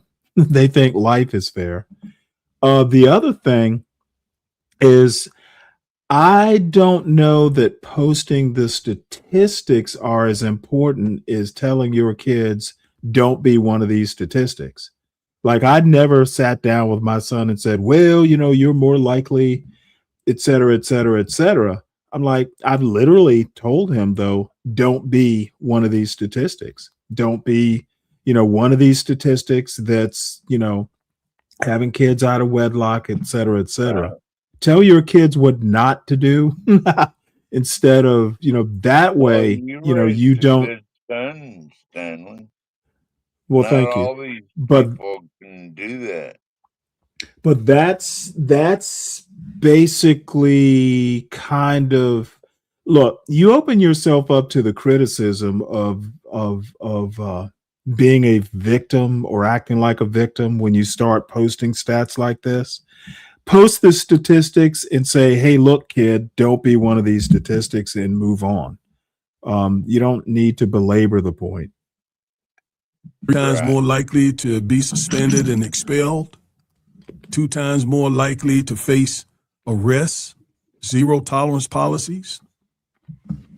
23% of Black students are unfairly disciplined. Black students make up 15% of American students enrolled in public schools, but are overrepresented in the below basic category in 4th grade. I mean, the data is bad. So what do we do about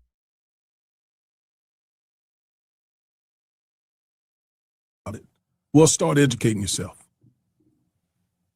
And one of the best ways to do that is to grab my book, Education and Justice. No. I spent over 2 years researching the data that's in this book. Okay? Over 2 years at Duke University.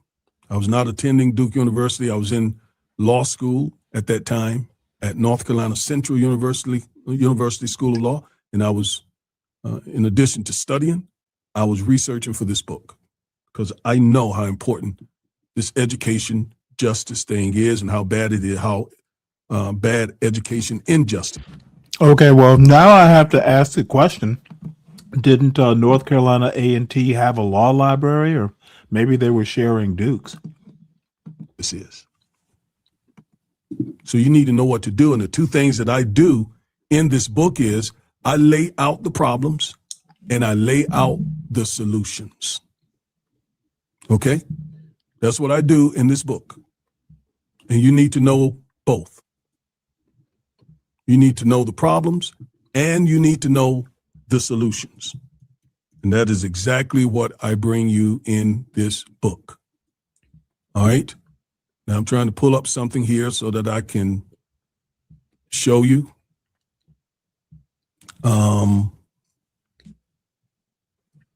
Just be patient. Let me find it. Just want to show you something here.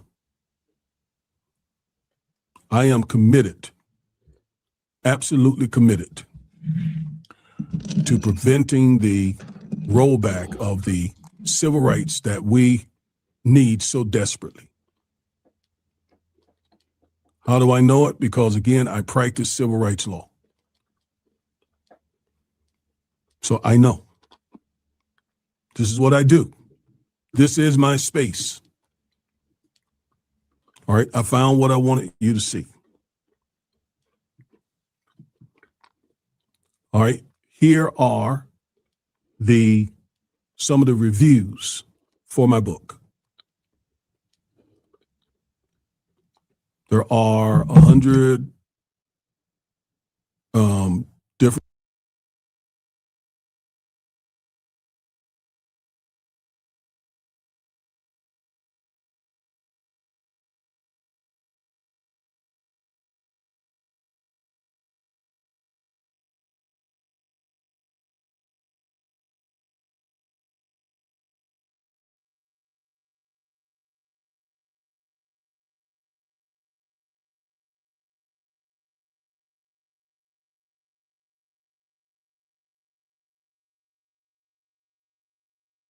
Oh, I was about to say, we'll just go ahead. We don't need to know about the reviews of Reverend Corbett's book. I'm sure it's a good book. We will watch Cynthia G. And I was double checking to see if maybe it was dedicated to Savage Entertainment, but it's not in the title if it is. It's called Are Men Incapable of Evolving? Sorry, y'all. I know I did the camera for a second, so y'all can see that I'm ready to go on camera if you were able to see it.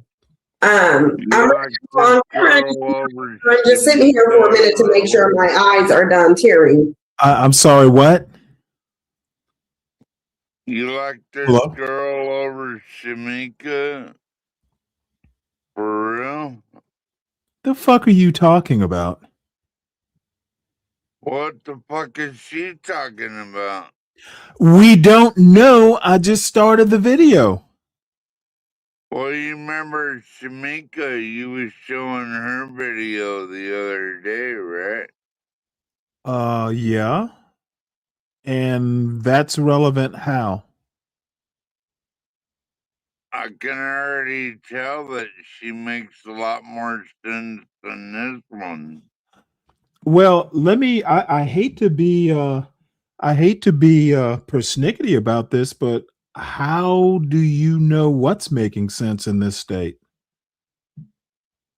Are you even sure you're making sense? Well, you might have to go back and watch the Shamika video again. No, I won't be doing that tonight at least. So let's see what Cynthia G has to say. And you might be example number one of Are Men Incapable of Evolving? Before I do, because I don't want like my eyes getting red and weird because it's tearing makeup into my eyes. So if my eyes start dripping,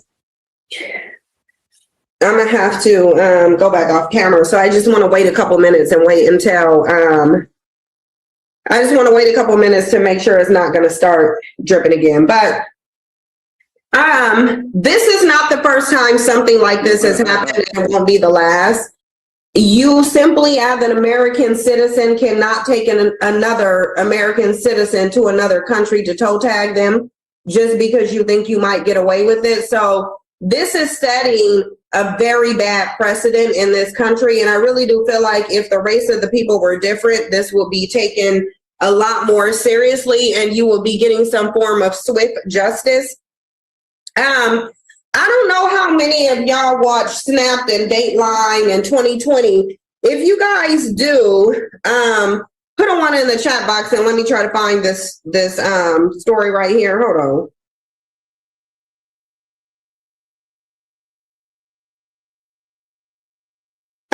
Because if y'all had, this is an old story, but it's very similar actually.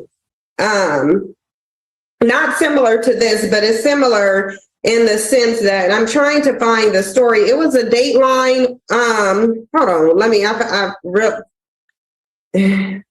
hold on.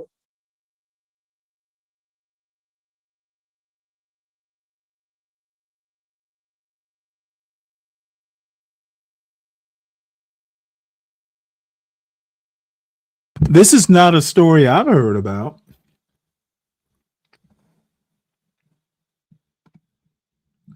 Let's see here. I got something for you, Stanley. Oh, do you? Yes. Play that one.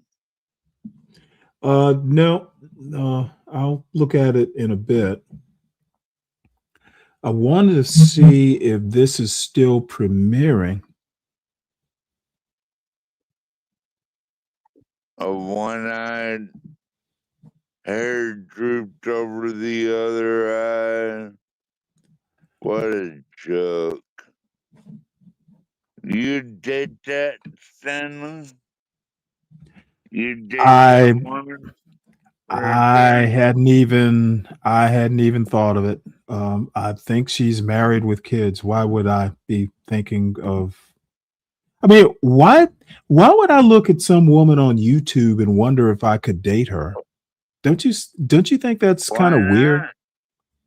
Dude, I have no fucking clue where she even lives. Yeah. Well, she's a So weirdo. why would I be up on a She's panel? a fucking weirdo, so stay away from her. Let me ask you another question. Do you think when you come up on panels this wasted that you're adding value? Yes, sir. Oh, okay. Somebody gave you the impression that you are the show when you come up and you can barely speak. Interesting. No, you're the show, Stanley. I just asked if you think you're adding to the show. Yes, sir. Right. And someone has given you the impression that when you come up here, you are the show. You are in your state. This is stuff that people want to hear and Come listen on, to. Stanley. I thought we were friends, bro. Dude, I'm friends with the sober 12th man. When you become 13th man, not so much. Who's number 13 for the Seattle Seahawks? Let's go.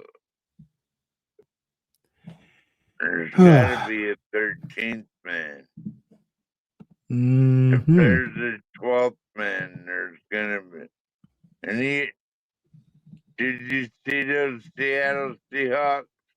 We're going to beat the Atlanta Falcons here in a couple of days. Did you see that? No. Everyone. Atlanta Falcons are going to get dominated by the Seahawks. So get ready Well, for that's all well and good. It's not like I care. it. I haven't. I literally haven't watched a football game on TV or otherwise in 5 years. Because I'm trying to find the exact story of this. I'm trying to. Because they're sitting in here talking about they're not going to do anything about this. About what? Let me pull up the story. What she said? Let me pull up the story if I can find it. Because there was basically a story of a man who was having an affair on his wife, and it was on Snapped as well. Him and his wife were at odds. I can't find the story now because I don't remember their name, but I remember the story. You know what? I was hoping this was going to be more a polemic, where she just goes in and starts shitting on men. But I guess I'm going to have to watch this and find out where the business end of this Dumber title than a is. bag of dicks, Stanley. I'm sorry, what? She's dumber than a bag of dicks.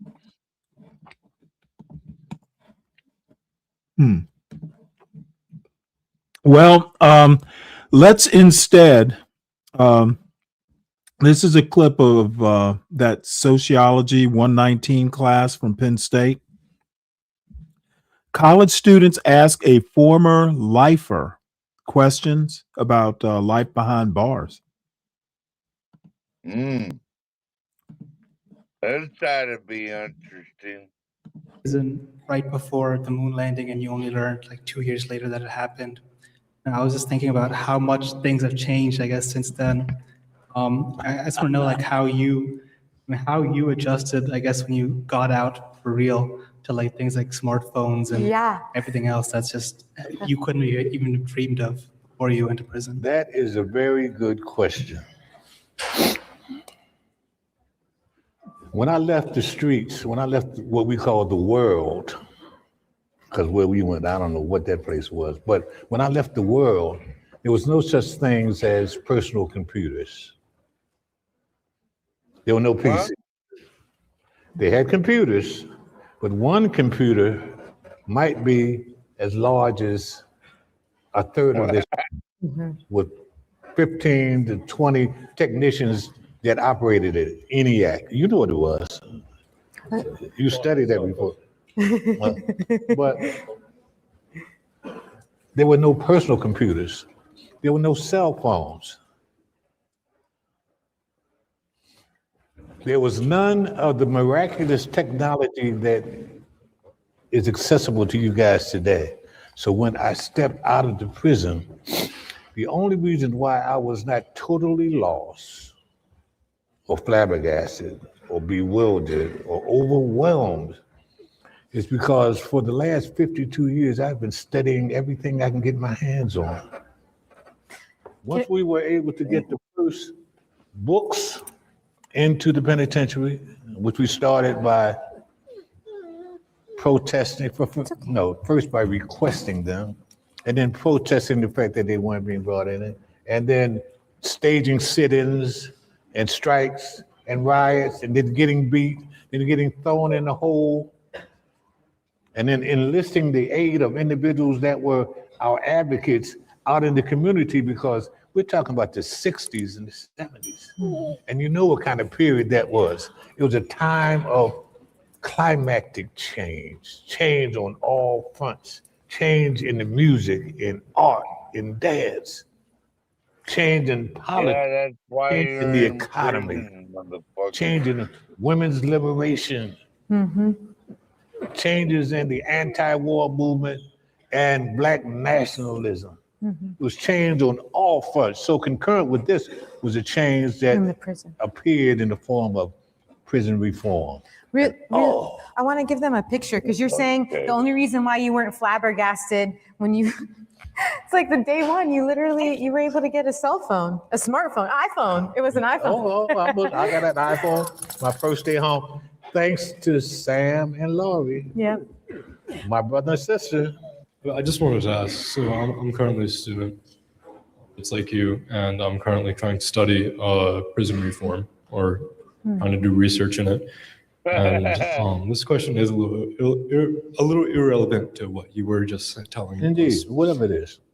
I'm curious, what is the number one thing that you think, like coming from your own experience, that could be, what's the number one thing that you wish prisons or like What? How can we? That's here. Let me gather my thoughts. Machine I'm gun. hearing No. Go ahead. I have a hint of where you're going with this. You understand what I'm saying? Like, hint. I'm trying to ask, like, Other what is than the number? eradicating prisons off the face of the earth, what would I like to see done to places like this? I think eradicating prisons is also like, could also be a thought. The only thing is that at this stage of my growth and development, and the majority of my friends are in prison. The majority of people that I know and respect are in prison.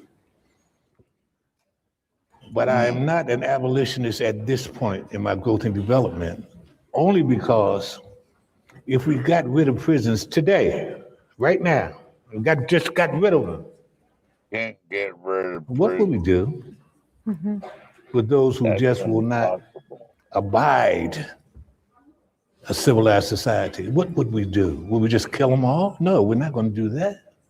So, prisons for me, I use myself as a case study. The majority of everything I know about life, about the world, about who I am as an individual, about humankind, about the sciences, about studying, about education, the majority of all of this I learned in prison. I said I'm going to tell you a story, a short one. You guys know about Aladdin and the lamp and the genie. Everyone's seen this. If you haven't read the book, then you've seen the story, or they have cartoons. Well, the genie was in prison for 10,000 years. And during that period, he says, whoever frees me, I'm going to make him Lord and Master of the earth. I'm going to enrich his life and his family. He'll never want for anything. No one freed him. Second 10,000 years, he said, whoever frees me, they will govern the solar system. I will build their name until it echoes and reverberates throughout time. They would be majestic. No one freed him. So even with all these promises, These were not weak promises. He meant this. Yeah. And there was another 10,000 years. And he says, whoever frees me, I'm going to make him rule the day that he and his progenitors were ever born. Because I will rain fire and havoc upon his life and upon the life of all his children, his children's children, his children's children. I will make them rule the day they did not free me.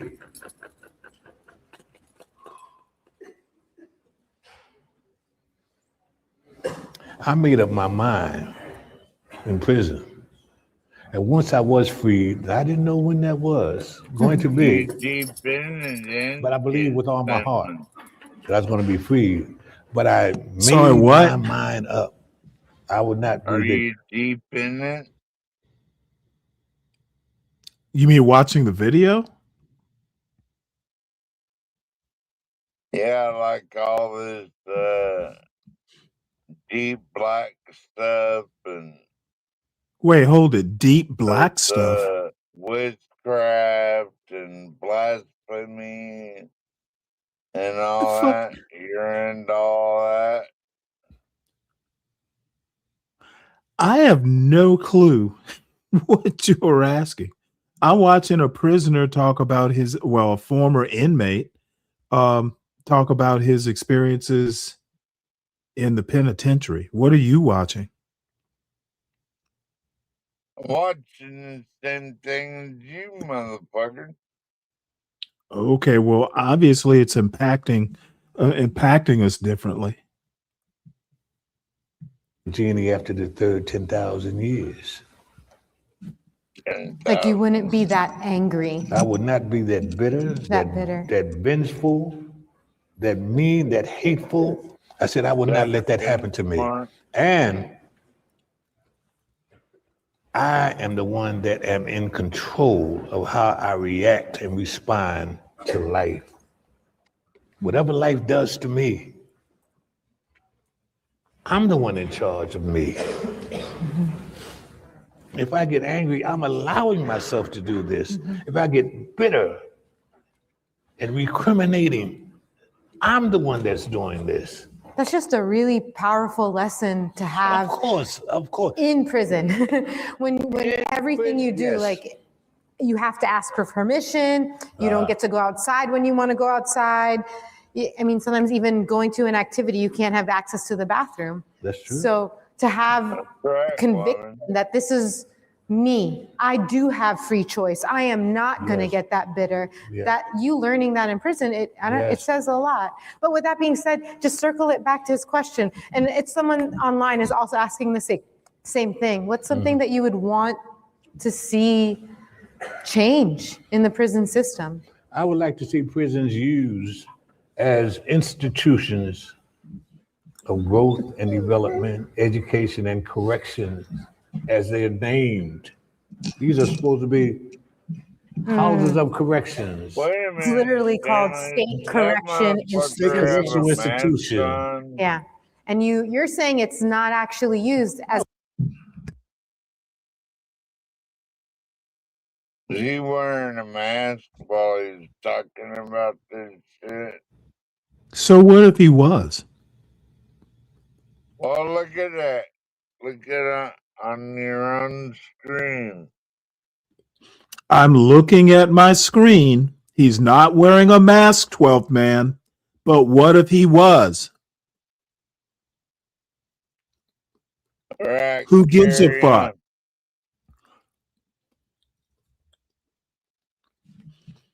Dude, you know what? I wish there was a way I could do a breathalyzer before you come up here. You're more well, unfortunately it's not that funny for everyone else who has to experience you. Well, It's a place to educate. Not by any stretch of the imagination. The individuals that are blessed enough to come home whole. I'm sorry, what? 12th man? They are. Did I inconvenience you? If you inconvenienced me that much, you'd be off the panel by now. What you're doing is just fucking randomly doing drunk talk about shit that I keep having to ask you, what are you talking about? Adopted this. They did this themselves for the most part. For the most part, they made this choice because that's what I did. So you're saying in the prison system, even though you've also just given credit that everything you've learned about humanity, you've learned it within prison, it's also the same place that doesn't take correction seriously, and that it is a place of trauma. Yes. Trauma daily. Trauma at an unparalleled scale. The largest facilities for the mentally ill that exist in this country today. Somebody told me what it is. Say it again. Prisons. Say, whoa, wait a minute. What do you mean? This is a person with an illness, a person with problems. What are they doing in prison? Because that's what happened to them. Their illnesses became criminalized. Their symptoms became criminalized. Their actions in the community or in the home that they had no control over became criminalized. Their symptoms became criminalized. That's something to think about. Yes. I'm gonna let's ask the student. You can go ahead and say your question now. Yeah. So one of my questions that I had was, so as you were saying, you wanted to see it from a whole holistic viewpoint, and as soon as people, get out of prison, more likely to reoffend, especially with the trauma that they faced. What about even before they even get out? No, he actually, hold on, I just want to stop you. Yeah. It is a thing to say that they're more likely to reoffend. Yeah. He didn't say that. He was just saying sorry about that that. that is out there though, and that is another subject Right. where that came from. But I just wanted to focus on before they even go in, like preventative measures, such as like the judicial system that, decides whether they have to go in or not, or even like the enforcement and like the arrestment system that we have in place. Do you think the same sort of like flaws that exist within the prison system extend to those as well? And just like that system? Of course it does. I mean, Believe me, were not born in prison. I mean, the kinds of aberrant behavior that we see that from people that are coming home did not necessarily happen in prison. You know, that's a simple. Sorry, what 12th man? Rule number one is don't go to prison. That's rule number one. And if you're confronted by the police, then just do what they say, and then you'll likely be let go. It's really not that hard, Stanley. Yeah. You know that as a Navy officer. Yeah, it makes good sense. What's happening in our society today. And when you talk about preventive measurements, of course, if a child is not born evil, a child is not born hating, a child is not born antisocial. He learns these things. And we have to do a better job with our children. I had a shirt, I have a shirt. I wanted to wear it today, but I didn't. And it was from a quote by Frederick Douglass that says, "It is easier to raise a child than it is to fix a broken adult or broken man." It's easier to raise a child than it is to, yeah. I mean, yes, it is. Children want love. Children come out loving. Yet, within a very short period of time, we have in operation systems that propel a child from the playground to the prison. But I was just wondering what you did to end up with life in prison, and also like how you're here today. How did you get out?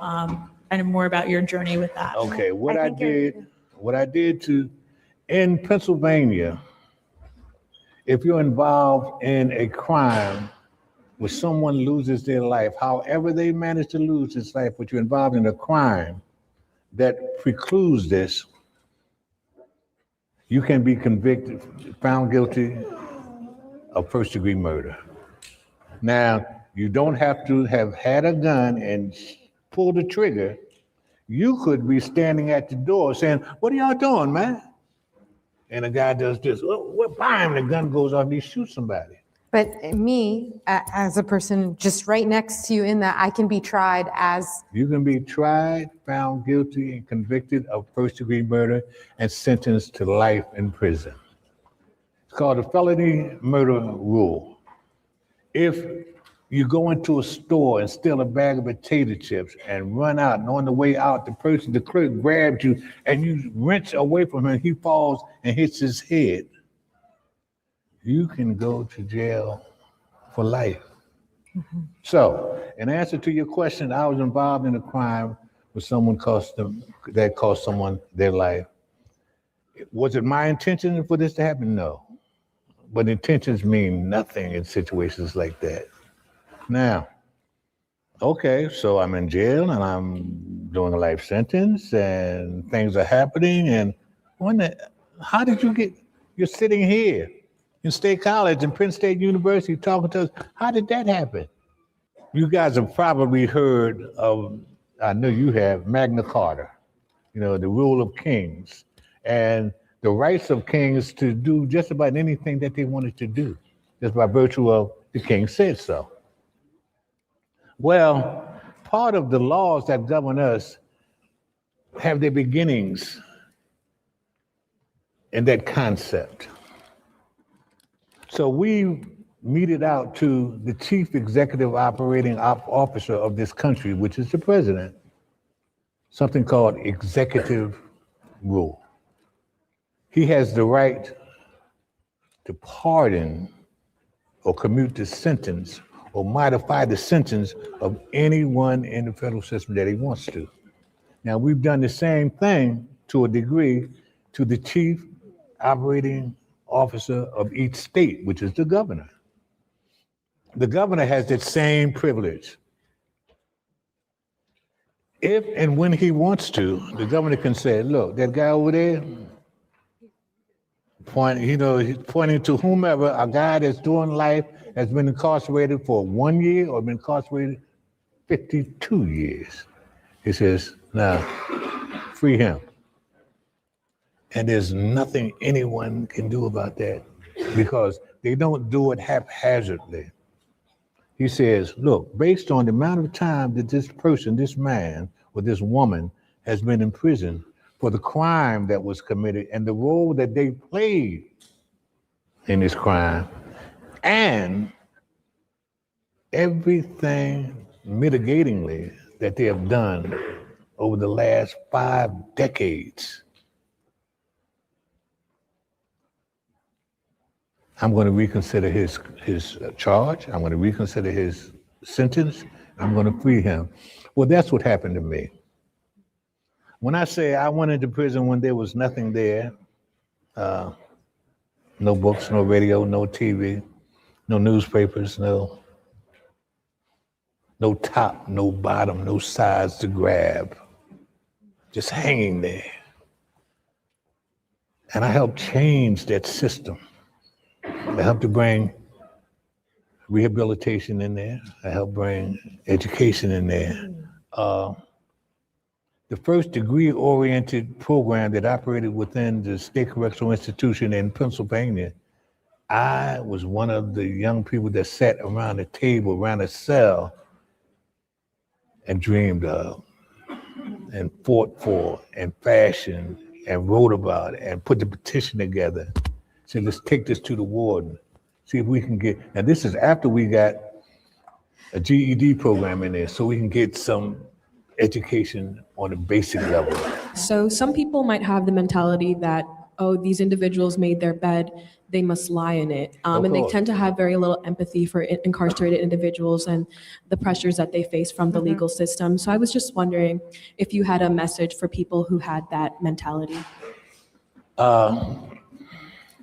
A message for them. I will say, God bless them.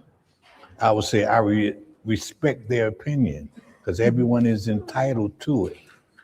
I would also say that these people probably believe in God. And for the most part, a lot of them may be Christian. And you have to remind them what the tenets of Christianity are. This is a Judeo-Christian community and society who believe in compassion, who believe in mercy, who believes in, now listen to this, who believes in redemption, who believes. Well, as much as I believe in redemption, I'm going to skip ahead here. I just want to ask a question. Did you experience high racial tensions in the system, like as a man of color? And how did you overcome that? Sister, we feel that everywhere we go, to one extent or another. It's real. The world is made up of those kinds of ideas or lack thereof. And we have to find a way to, again, as I said, once you realize how wonderful you are, it doesn't matter. It really doesn't matter. The system can be corrupt. The system can be systemically racial and biased. But so what? I'm not going to allow that to stop me. I'm not going to allow that to darken my day or make me do. There's nothing on the planet right now that could ever make me angry again, bitter, dejected, depressed, nothing. And I've been home 4.5 years now. And life has not been like this. Life has been like life does. This is life. And it's as it should be. I don't want the staid complacency of sameness. I don't want to shoot to the manic highs and then only plummet to dizzying lows. I understand that life goes up and it goes down. And when it goes up, I'm soaring. And when it goes down, I use those for lessons to learn from.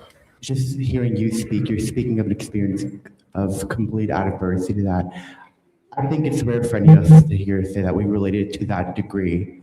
And I'd assume that there was a stage throughout that period where you felt nihilism potentially, or feel like you lost purpose because of external circumstances that were happening. I'm curious to know, at what point did that happen and how did you pull yourself back out for that? Like, what was the spark that revived you in a way from what was happening around you, despite how hard that was, and how can we draw from that? Oh, well, once I learned how immense the universe is, immense. I mean, we have no understanding, no idea of how immense the universe is. But once I learned that my role in the universe, well, again, as I said, we are amazing creatures. Once I learned that my role in the universe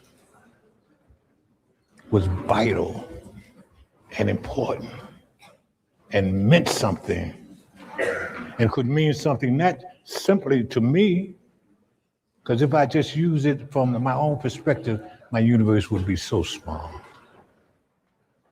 But if I expanded that to encompass anybody that I came into contact with, anybody I talked with, anybody I sat and listened with, anybody that I shared with, anybody whose life I touched or who allowed to touch mine, then I had no reason to get down on my knees and grovel other than to pray.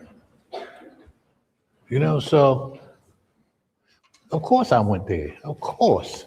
In the course of your own growth and development, you're going to hit bottom.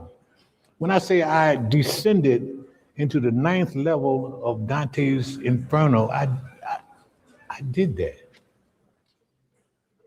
But like Dante, Virgil grabbed me by the hand and says, oh, wait a minute, time to go up. It's time to go up. And around me, there were, even in the penitentiary, there were seers and sages and elders and wise men and angels that took me and said, come on. And I never looked back. Never.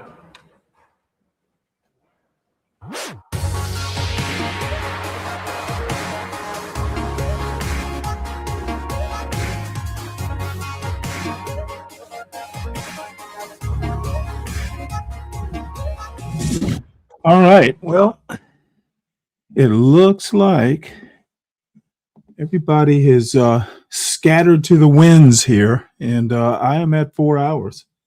So we will, I'm not sure what time we'll be doing this tomorrow, probably around 1 or 1:30.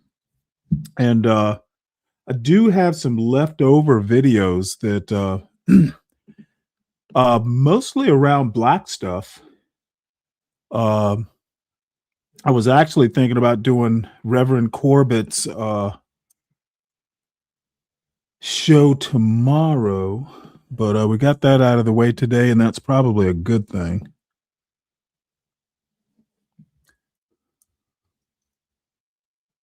I do want to show this. This will be interesting. As I announced last week, we are fundamentally reshaping how the Navy builds and fields its fleet.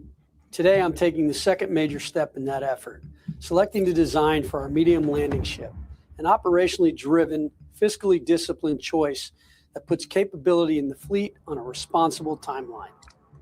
For the Marine Corps, the medium landing ship will provide us with an organic littoral mobility capability in the Indo-Pacific and around the world. It provides us with a critical intra-theater maneuver asset that is able to embark, transport, and land Marines weapons, and supplies and equipment around the theater without requiring access to a pier. A year ago, the Navy canceled the LSM request for proposals when the conceptual design produced bids that were simply unaffordable. We applied common sense, went back to basics. No, not tomorrow. We identified proven in-service designs that meet the Commandant's requirements and then scrutinized them for producibility, performance, and trade-offs. Last month, with the concurrence of the Commandant and the Chief of Naval Operations, I approved the LSM design selection, the LST-100 landing ship transport, a roughly 4,000-ton ship with a range of more than 3,400 nautical miles that gives us the right balance of capability, affordability, and speed to field. The LST-100's cargo capacity, helicopter capacity, berthing, and crane make it an excellent choice for the Marine Corps' requirement of no less than 35 medium landing ships to support naval expeditionary forces. The medium landing ships will enable our Marines to be more agile and flexible in austere environments where there are no ports, providing the joint force the needed operational mobility within the adversary's weapons engagement zone. We are also changing how we do business in shipbuilding, starting from a complete 3D design and working hand in hand with the designer. The Navy is incorporating a disciplined set of class standard equipment so that this ship is maintainable, repairable, and able to meet its operational availability targets in the real world, not just on paper. Once those standards are baked in, the design will be truly production ready, needing only to be tailored to each shipbuilder's specific production process. This non-developmental, build-to-print approach drives down cost, schedule, and technical risk for both the Navy and industry. Working with Congress, we're embracing commercial practices and speed. We will competitively award a vessel construction manager to oversee the LSM program, drive execution, and facilitate genuine competition among multiple shipyards. The Marine Corps is fully committed to investing in the medium landing ship program. This platform is critical to ensuring Marines have the mobility required to fight and win in the littorals. Serving side by side with our Marine Corps brothers and sisters, the Navy is also on board with the LSM program, ensuring that when called upon, we're ready to fight and win today. The department will continue to innovate and reform our shipbuilding approach, integrating hard-learned lessons from prior Navy shipbuilding efforts, proven commercial best practices, and streamlined acquisition. President Trump's One Big Beautiful Bill and his executive order on restoring America's maritime dominance are cornerstones of our national effort.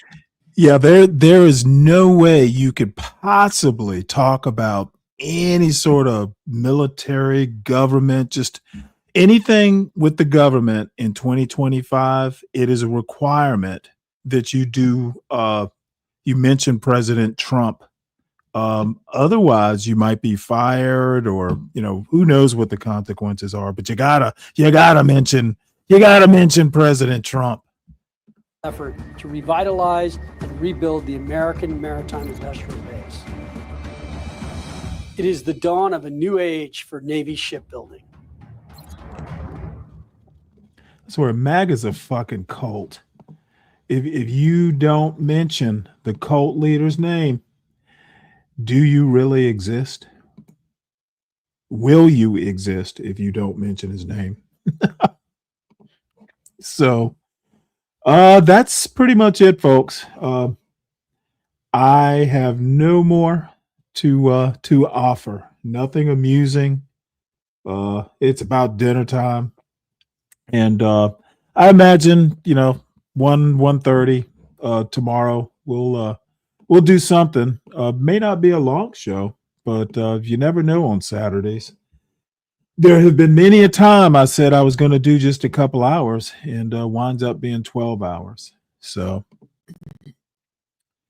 until tomorrow, folks, I will see you then.